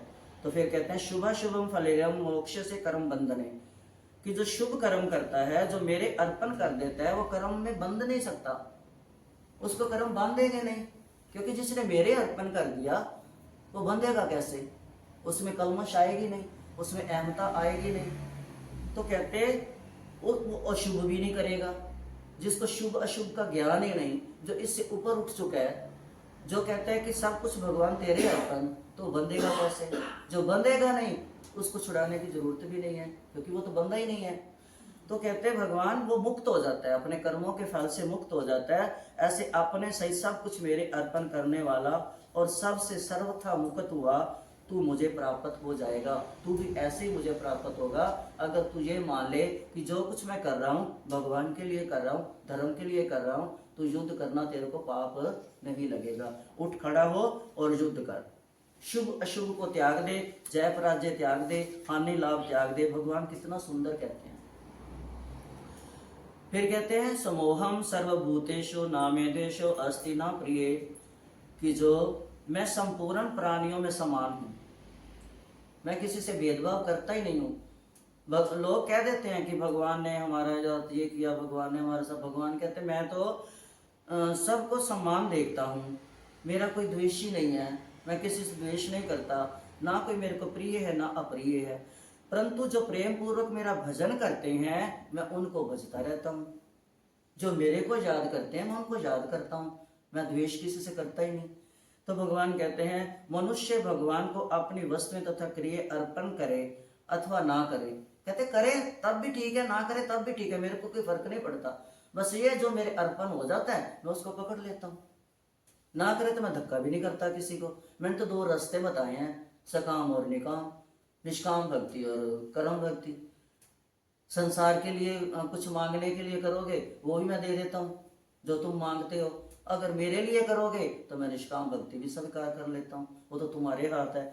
भगवान कहते हैं जो भगवान को दृष्टि में रखकर अन्य कुछ नहीं देखता, किसी से द्वेष नहीं करता, किसी से राग नहीं करता किसी चीज में, तो वो जो है वो सम होता है, वो जीव मुक्ति की राह पर चलता है।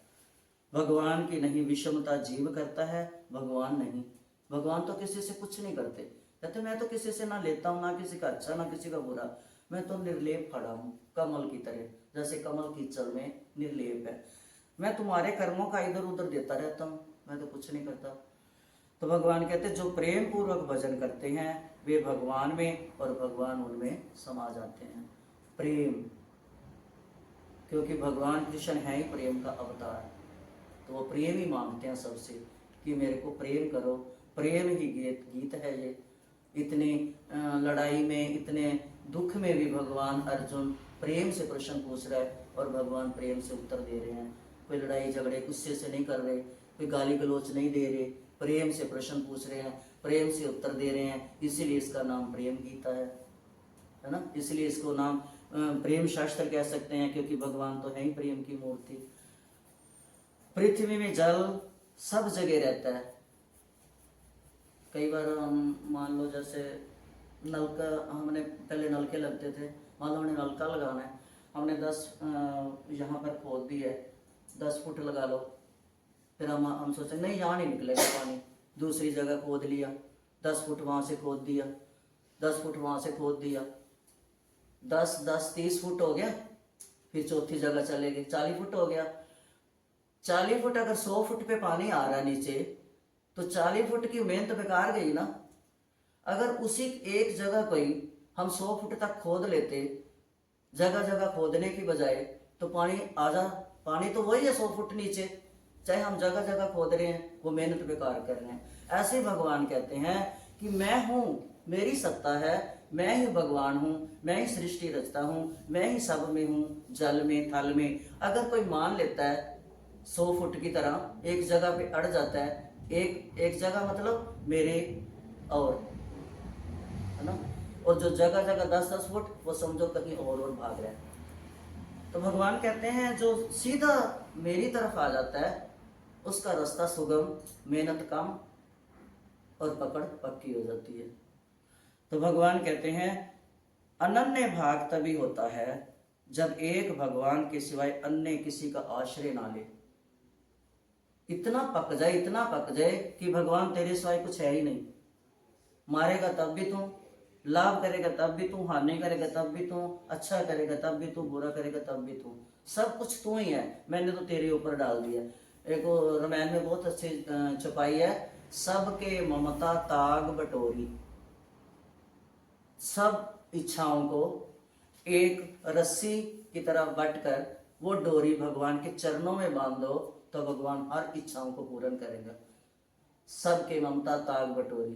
तो भगवान कहते हैं जो सब कुछ मेरे अर्पण कर देता है, अच्छा बुरा शुभ लाभ, जो मेरे आश्रय रहता है और किसी का आश्रय लेता ही नहीं, उसको मैं हमेशा पकड़ कर रखता हूँ। जैसे माँ छोटे बच्चे को हमेशा अपनी गोदी अपनी नज़र के सामने रखती है, कहीं गिर ना जाए, कहीं कुछ लग ना जाए, कहीं कुछ मुंह में डाल ना ले, कहीं आग में हाथ ना डाल दे, कहीं बाहर निकल ना जाए, तो ऐसे ही मैं उनकी रक्षा करता हूँ। जो फिर कहते हैं अर्जुन को धर्मात्मा, अगर तूने धर्मात्मा बनना है धर्म युद्ध कर।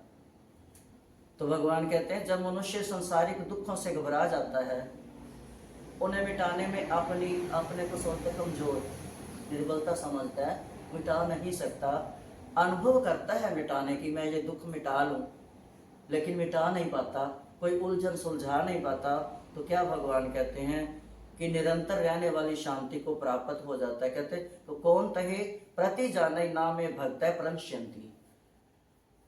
प्रणश्यति, कितना सुंदर भगवान एक एक शब्द का देते हैं उत्तर।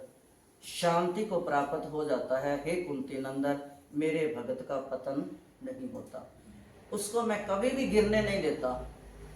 क्यों कि जिसका, कल भी मैंने कहा था ना, जिसकी गाड़ी का ड्राइवर पक्का होगा, अच्छा होगा, तो उसकी गाड़ी का कभी एक्सीडेंट नहीं होगा।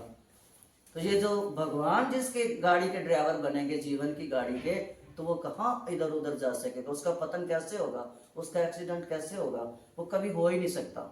तो भगवान अर्जुन को यही बार बार कहते हैं कि भगत बन, मेरा बन, मेरा शिष्य, तू निर्मल हो चुका है, बस अब थोड़ा और कोशिश कर, जो मैं तेरे को बार बार कह रहा हूँ, खड़ा हो जा, युद्ध कर, धर्म विजेता बन।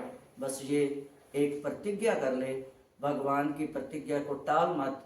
भगवान अपने आप को कमजोर मत मान, तो अपने आप को शक्तिशाली मान कि मैं ये कर सकता हूँ। तो मैं तेरे को सब ओर से बचाकर, तेरे को नरकों से बचाकर, तेरे को अपने धाम में, अपने में लीन कर लूंगा। तो भगवान अर्जुन को क्या कहते हैं? प्रतिज्ञा कर। प्रतिज्ञा कहते हैं भीष्म पितामह ने प्रतिज्ञा की है ना कि मैं शस्त्र नहीं उठाऊंगा। अब उस प्रतिज्ञा को याद कर, तू भी प्रतिज्ञा कर कि मैं उठाऊंगा। वो कहते नहीं उठाऊंगा, तो बोल मैं उठाऊंगा, भी मैं शस्त्र उठाऊंगा, लड़ूंगा, दुर्योधन जैसे पापियों को मारूंगा, अत्याचारियों को मारूंगा और धर्म की पताका फहराऊंगा। उठ खड़ा हो, प्रतिज्ञा कर ले, अपने आप को कमजोर मत समझ, तेरा मैं कभी पतन होने नहीं दूंगा। कितना कहते हैं बार बार उसको, कितना उसके साथ अपना वो कर रहे हैं अर्जुन को, एक सिर्फ उसका सही समझ के, जैसे टीचर भी जो सही बच्चा उसके साथ कितना दिमाग खर्च करते हैं कि ये बच्चा लायक है, जबकि उसने कोई कमाई नहीं खानी, कमाई माँ बाप ने खानी है, फिर भी टीचर कितना उसके साथ करता है कि नहीं ये बच्चा कुछ लायक बनने वाला है। ऐसे ही भगवान को पता है कि ये कुछ बनने वाला है, इसको मैं कुछ बना के ही रहूंगा। अंत में भगवान क्या कहते हैं? माम ही पारथ, कि हे पृथानंद, जो भी पापियों योनि वाले, जो भी स्त्रियां वैश्य और शूद्र हों, वे भी सर्वथा मेरे शरण होकर निसंदेह परम गति को प्राप्त हो जाते। कहते कितना भी गंदा हो, चाहे वो स्त्री हो, चाहे पुरुष हो, चाहे कोई भी जाति का हो, भील हो, कोई भी जाति का हो, वो जब मेरी शरण में आ जाता है, मैं उसको निर्मल कर देता हूँ और अपने चरणों में जगह देता हूँ। पूर्व जन्म के पापी की अपेक्षा भी वर्तमान जन्म का पापी विशेष दोषी होता है। कहते पूर्व जन्म का तो उसको याद नहीं है मैंने क्या किया, लेकिन जो वर्तमान में कर रहे हैं हम, हमारे को पता होते हुए भी भगवान कहते वो पाप नहीं माफ करता। मैं जब पता है कि चलो आज गीता पढ़ के हम पाप कर लेते हैं, कल गीता पढ़ के माफ हो जाए, कहते आज से पाप नहीं माफ करता मैं। जो जानबूझकर करते हैं, जो पाप अनजाने में होते हैं वो तो हो गए पीछे भविष्य में, लेकिन जो पाप वर्तमान में कर रहा है, सब कुछ जानते हुए भी गलत रास्ते पे चल रहा है, वो भी मैं कभी माफ नहीं करता, उसको भी दोषी मानता हूँ। वो सुदुराचारी की बात कहकर अपने श्लोक में पाप योनि, कि पाप योनि में वो जाएगा ही जाएगा। जिससे दूसरे का आश्रय नहीं हो, ऐसे अनन्य आश्रय, यहाँ व्याप आश्रय अर्थात विशेष आश्रय का कहा गया कि जो मेरे आश्रय है मैं उसको कभी छोड़ता नहीं हूँ। जो पवित्र आचरण वाले हैं, जो ब्रह्म ऋषियों का पूजन करने वाले हैं, जो क्षत्रिय भगवान के भगत हैं, वो चाहे क्षत्रिय हो, शूद्र हो, वैश्य हो, ब्राह्मण हो, कोई भी हो, वो भगत हो, सिर्फ भगवान ने कहा भगत हो, चाहे वो नारी हो, नर हो, बच्चा हो, बूढ़ा हो, कोई भी जाति का हो, सिर्फ वो भगत हो। जो भगत होगा वो मेरे को प्राप्त होगा और मेरे को अच्छा लगेगा, मैं उसको अपना बच्चा मानकर उसकी रक्षा करूंगा। इसमें तो कहना ही क्या है कि इसलिए इस अनत्य और सुख रहित शरीर को प्राप्त करके तू मेरा भजन कर। तूने इतना सुंदर शरीर धारण किया है, हे अर्जुन, अब तू ये युद्ध कर और युद्ध में विजेता बन और मेरा भजन कर, शास्त्र उठा और युद्ध कर। फिर भगवान क्या कहते हैं, ये देखो बहुत सुंदर श्लोक है, ये पीछे 18वें में अध्याय के 65वें श्लोक में भगवान यही कहते हैं, मन मना भव मद भक्तो मदजी माम नमस्कुरु मामे वैश्यसि युक्तवे मात्मानं मत्परायण। तू मेरा भक्त हो जा। समझाते समझाते देखो 9वें अध्याय खत्म होने को आखिरला श्लोक है, उसमें भी कहते हैं कि तू मेरा भक्त हो जा, तू मुझ में मन लगा, मुझे पूजने वाला हो, मुझे नमस्कार कर। भगवान कभी कहीं मैं नहीं की, लेकिन अर्जुन को समझाने के लिए भगवान यही कह रहे हैं, मुझ में मैं, मुझ में मैं, यहाँ पर कह रहे हैं सिर्फ अर्जुन को समझाने के लिए, मुझके नमस्कार कर। इस प्रकार अपने आप को मेरे साथ लगाकर मेरे परायण हो जा, मेरे आश्रित होकर मुझे ही प्राप्त हो जाओ। इस श्लोक में अहंता परिवर्तन की बात मुख्य है। भगत, मैं केवल भगवान का हूं। बस यही बोले कि मैं भगवान का हूं, भगवान मेरे हैं। इस प्रकार अपनी अहंता को बदलता है और स्वयं का संबंध भगवान से जोड़ देता है कि हम भगवान के हैं। उसको चाहे सखा मान लें, पिता मान लें, पुत्र मान लें, भाई मान लें, बहन मान लें, कुछ भी रिश्ता उसके साथ जोड़ ले। जब उसको हम मान लेते हैं कि ये मेरा है, उसके प्रायण जब हो जाते हैं, उसके साथ कोई संबंध जोड़ लेते हैं, तो वह वरतः संसार छूटता जाता है। जब भगवान अपना हो गया तो भगवान का बनाया हुआ संसार फिर अपने आप छूटता चला जाएगा। इसमें कुछ भी करने की जरूरत नहीं, ना अभ्यास, ना ध्यान, ना कुछ। क्योंकि जब भगवान हो गया, मायापति जब हमारे हो गए तो माया कैसे उलझेगी, है ना। जब मायापति हमारे हैं तो माया कैसे उलझेगी। माया का भी किसी ने बोला, माया ने एक दिन बोला भगवान से कि भगवान आपने मेरे को भेजा, माया है कौन? दुर्गा माँ, योग माया यही तो बन के आई थी ना।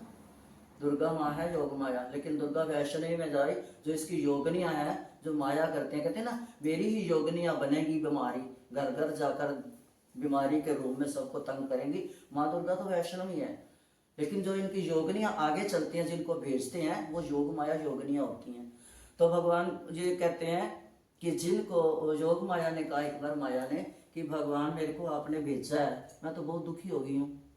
भगवान बोलते कैसे? बोलते ऐसे कि मैं ये जो काले पीले बनाई हुई ना सृष्टि तूने, इनके घोर पापों से, वैर विरोध ईर्ष्या से मैं बहुत तंग आ चुकी हूँ। तो भगवान कहते कैसी सृष्टि तूने बनाई है? भगवान बोलते ठीक है। भगवान जहाँ पर बैठकर सृष्टि बनाते थे, एक हर एक का अपना एक कमरा होता है, भगवान ने भी अपना सृष्टि बनाने वाले कमरा रखा हुआ था। उसकी बाजू पकड़ के ले गए, अंदर जाए गए, एक कपड़े से ढका हुआ था कुछ, उसको उठाया, उसमें सुदर्शन चक्कर। तो बोलते ये क्या है? बोलते ये ना माया है, ये खिलौना है, इससे मैं खेलता रहता हूँ। तो बोलती फिर मेरे को अटपटे सृष्टि में क्यों भेजा हुआ है, उलझा के, उसी में उलझी हुई हूँ मैं तो थक गई हूँ, मैं नहीं जाना। बोलते ठीक है चल आधा आधा 50-50 एक खिलौना है। तो बोलती फिर मेरे को ये दे दो, आप वो ले लो संसारी खिलौने। बोलती नहीं, बोलते आधा आधा। बोलते ठीक है। तो फिर बोलती नहीं आधा नहीं, आप मेरे को, आप तो ज़्यादा ले लोगे, आप तो जीत जाओगे। तो बोलते चलो, भगवान बोलते चल ठीक है, तेरे को मैं 99% देता हूँ, 1% मैं रखता हूँ। माया मान गई, बोलती ठीक है। तो बोलती ठीक, दोनों खेलने लगे। और माया, भगवान कहते, माया कहती ठीक है मैं सामने से खींचूंगी, सामने से खेलूंगी। बोलते ठीक है चलो, 1% रखा, वो भी कहते मैं अप्रत्यक्ष होकर खेलूंगा। बोलते ठीक है। माया को तो यही चाहिए था कि भगवान को कोई ना देखे, सब मेरे को देखें। तो भगवान ने कहा, अब जब खेलने लगे, खींचने लगे, अब भगवान अप्रत्यक्ष होते हुए भी वो ही माया और मायापति का चक्कर आज तक चल रहा है। वो मायापति और माया का खेल आज तक चल रहा है। भगवान अप्रत्यक्ष रूप में जो भगवान को पकड़ते हैं उनको खींच लेते हैं बीच में, बाकी माया में उलझे रहते हैं। तो ये मायापति का चक्कर, माया का चक्कर मायापति ही छुड़ा सकते हैं, वो उनका छुड़ा सकते हैं जो मायापति के हो जाते हैं। तो इसलिए भगवान कहते हैं मन मना तो मेरा भक्त हो जा, मेरी शरण में आ, मेरे को नमस्कार कर, मेरे को प्रणाम कर और मेरे को सब कुछ शरण, मेरी शरण मेरे चरणों में डाल दे, मेरे साथ मन लगाकर युद्ध कर और मेरे को जान। इसलिए मैं तेरे को तेरे अंदर एक योग्यता देखी है, वो योग्यता देखकर मैं तेरे को एक महान शिष्य मानकर, तेरी निर्मल आत्मा हो चुकी है, तो मैं तेरे को इसलिए तेरे ऊपर बार बार जोर देता हूँ कि तू स्वयं के साथ भगवान का संबंध बना। मैं तेरे साथ हूँ। लोग तो मेरे को पाने के लिए कई हजार वर्षों तक तप करते हैं और मैं तेरे साथ खड़ा हूँ, तो इसका लाभ उठा और मेरी शरणागत हो जा और युद्ध कर। तो भगवान कितना सुंदर समझाते हैं। अब कल 10वें अध्याय में भगवान देखो अर्जुन कौन से प्रश्न करता है पूछने के लिए और भगवान कौन से उत्तर देते हैं, ये कल। इसलिए आज बोल गीता माता की जय। आज मैंने एक छोटा सा 2-4 लाइनों का देख तो नहीं, 2-4 लाइनों का मैंने ये लिखा है। इसका मंदिर का नाम क्या है? हिंदू टेम्पल लिखा है मैंने, ठीक है। हिंदू टेम्पल। हाँ, आओ भगतो हिंदू टेम्पल, यहाँ यहाँ गीता ज्ञान रस बहता है। आओ भगतो हिंदू टेम्पल, यहाँ यहाँ गीता ज्ञान रस बहता, यहाँ गीता रस अमृत बहता, यहाँ गीता प्रेम रस बहता है। प्रभु प्रेम का दरिया बहता यहाँ, क्योंकि यहाँ मेरा प्रीतम रहता है, क्योंकि यहाँ मेरा प्रीतम रहता है। आओ भगतो हिंदू टेम्पल, यहाँ गीता ज्ञान रस बहता, स्वार्थ संशय व घृणा भय कुटिलता कुछ भी नहीं रहता। गीता सुनने के बाद अर्जुन का क्या संशय तो दूर कर रहे हैं ना, कुटिलता तो दूर कर रहे हैं। स्वार्थ संशय वैर घृणा भय कुटिलता कुछ भी न रहता है, कुछ भी मन में नहीं रहता है, क्योंकि यहाँ मेरा प्रीतम रहता है, क्योंकि यहाँ मेरा प्रीतम रहता। हर मन अपना उज्जवल कर ले, हम मन अपना उज्जवल कर ले, गीता रस अमृत भीतर भर ले, गीता रस अमृत भीतर भर ले। प्रभु भी प्रेम करुणा यहाँ से भर ले, प्रभु की प्रेम करुणा यहाँ से भर ले। यहाँ रस सागर बहता है, यहाँ गीता रस सागर बहता है, यहाँ भाव का सागर बहता है, यहाँ प्रेम का सागर बहता है। आओ भगतो हिंदू टेम्पल, यहाँ गीता ज्ञान रस बहता। तू छोड़ जगत की वासना, तू छोड़ जगत की वासना, ये गीता हमसे कहती है, ये गीता हमसे कहती है। यहाँ राग द्वेष का नाम नहीं, गीता हमारे राग को मिटा देगी, हमारे द्वेष को मिटा देगी। यहाँ राग द्वेष का काम नहीं, यहाँ तृष्णा लोभ का नाम नहीं, यहाँ तृष्णा लोभ का नाम नहीं। यहाँ सब प्रभु की कृपा से होता है, यहाँ गीता ज्ञान रस बहता है, यहाँ गीता ज्ञान रस बहता। जो अपना कर्म निभा, भगवान अर्जुन से क्या कह रहे हैं? कर्म विकर्म, कर्म को बारे में कह रहे हैं। जो अपना कर्म निभाएगा, जो बोलो, जो अपना कर्म निभाएगा, जो अपना फर्ज निभाएगा, जो अपना फर्ज निभाएगा। क्यों वृथा बोझ को ढोता है, क्यों वृथा बोझ को ढोता है। तू परम आनंद की गोद में आ, तू परम आनंद की गोद में आ।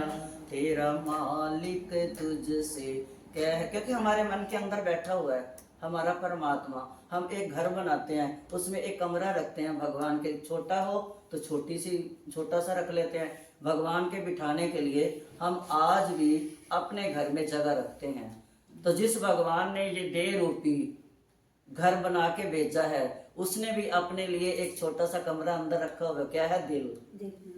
क्या है? हृदय, है ना। तो क्या कहता है? ते तू परम आनंद, वही हमारे को भेजता है कि जाओ वहां पर जाओ, है ना, हिंदू टेम्पल में, वहाँ बहुत प्यारे भक्त बैठे हैं, उनके दर्शन करो। तू परम आनंद की गोद में आ, तेरा मालिक तुझसे कहता है, ये गीता हमसे कहती है, मेरा प्रीतम यहाँ पर रहता है, मेरा प्रीतम यहाँ पर रहता। यहाँ मीठी बंसी बजती, क्योंकि मैं कहती हूँ ना, मैंने इसको नाम दिया सुरीली मुरली। वो मुरली तो हमने नहीं सुनी, गोपियों ने सुनी थी, पर गीता तो हम सुन सकते हैं ना। यहाँ मीठी बंसी बजती है, यहाँ रोशनी महफिल सजती है। क्यों? कि महफिल सतगुरु बैठे हैं, माँ बैठी है, कितनी सुंदर महफिल, चारों तरफ हमारे देवी देवता बैठे हुए हैं। तो यहाँ रोशनी, सब रोशन करने वाले हैं, हमारे मन को पवित्र बनाने वाले हैं, है ना।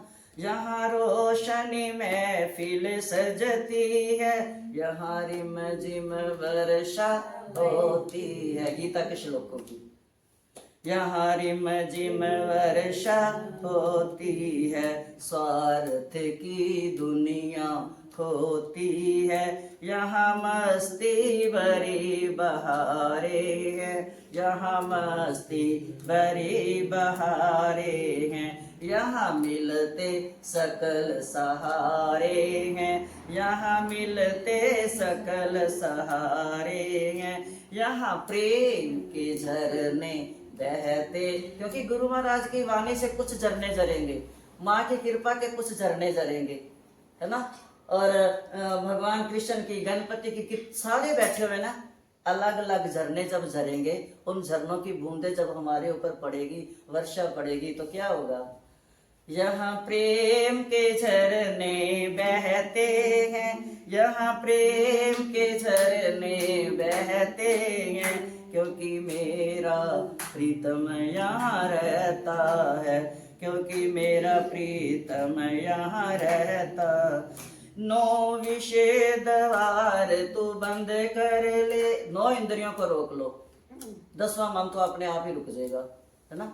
9 विषय द्वार तू बंद कर ले, 10वें द्वारे पर आ जा रे, 10वें द्वारे पर आ जा रे, दोनों द्वारे को बंद कर ले, तू 10वें द्वारे पे आ जा रे, यहाँ परम शांति आनंद है, यहाँ परम शांति आनंद है, तू मन की मैं मिटा दे रे, तू मन की मैं मिटा दे रे, तू मैं मेरी को त्याग दे रे, तू मैं मेरी को त्याग दे रे, तू ही गाले रे, बस तेरा ही तेरा गाले रे, बस तू ही तू सब तेरा है, सब तू ही तू सब तेरा है, कुछ मैं नहीं ना मेरा है, कुछ मैं नहीं ना मेरा है। तो क्या ये कैसे आएगा? जब हम भगवान के नाम की धुन लगाएंगे। तो प्रेम से बोलो हरे कृष्णा कृष्णा कृष्णा हरे हरे, हरे रामा राम राम हरे हरे, हरे कृष्णा कृष्णा कृष्णा हरे हरे, हरे राम राम राम हरे हरे। सज धज कर जिस दिन मौत की शहजादी आएगी, न सोना काम आएगा न चांदी काम आएगी, ये गीता ही हमारे साथ जाएगी। अमृत है ये गीता का रस, इसे छोड़ विषय रस पीना क्या, अमृत छोड़कर विषय रस क्या पीना, गीता के बिना जीना क्या। जिसके हाथ में गीता उसे किस बात की चिंता, जिसके हाथ में गीता उसे किस बात की चिंता। ना मोह की ना संशय, सब मिटा देती है, सबसे निकाल कर हमें उसके चरणों में लगा देती है। तो ये गीता एक शक्तिशाली क्रांतिकारी ग्रंथ है, क्रांतिकारी शास्त्र है, प्रेम गीत भी है, सुरीली मुरली है, ये एक संजीवनी बूटी भी है। कहते हैं ना मरने को मरते हुए सुनाओ उसको, तो क्या है, उसको अगले जन्म में अमृत में तो घोल के पिला के अगला जन्म उसका अच्छा बनाती है। तो ये संजीवनी भी है। इसलिए गीता को पढ़ो कि जिसके हाथ में गीता तो उसको किस बात की चिंता। बोल गीता माता की जय।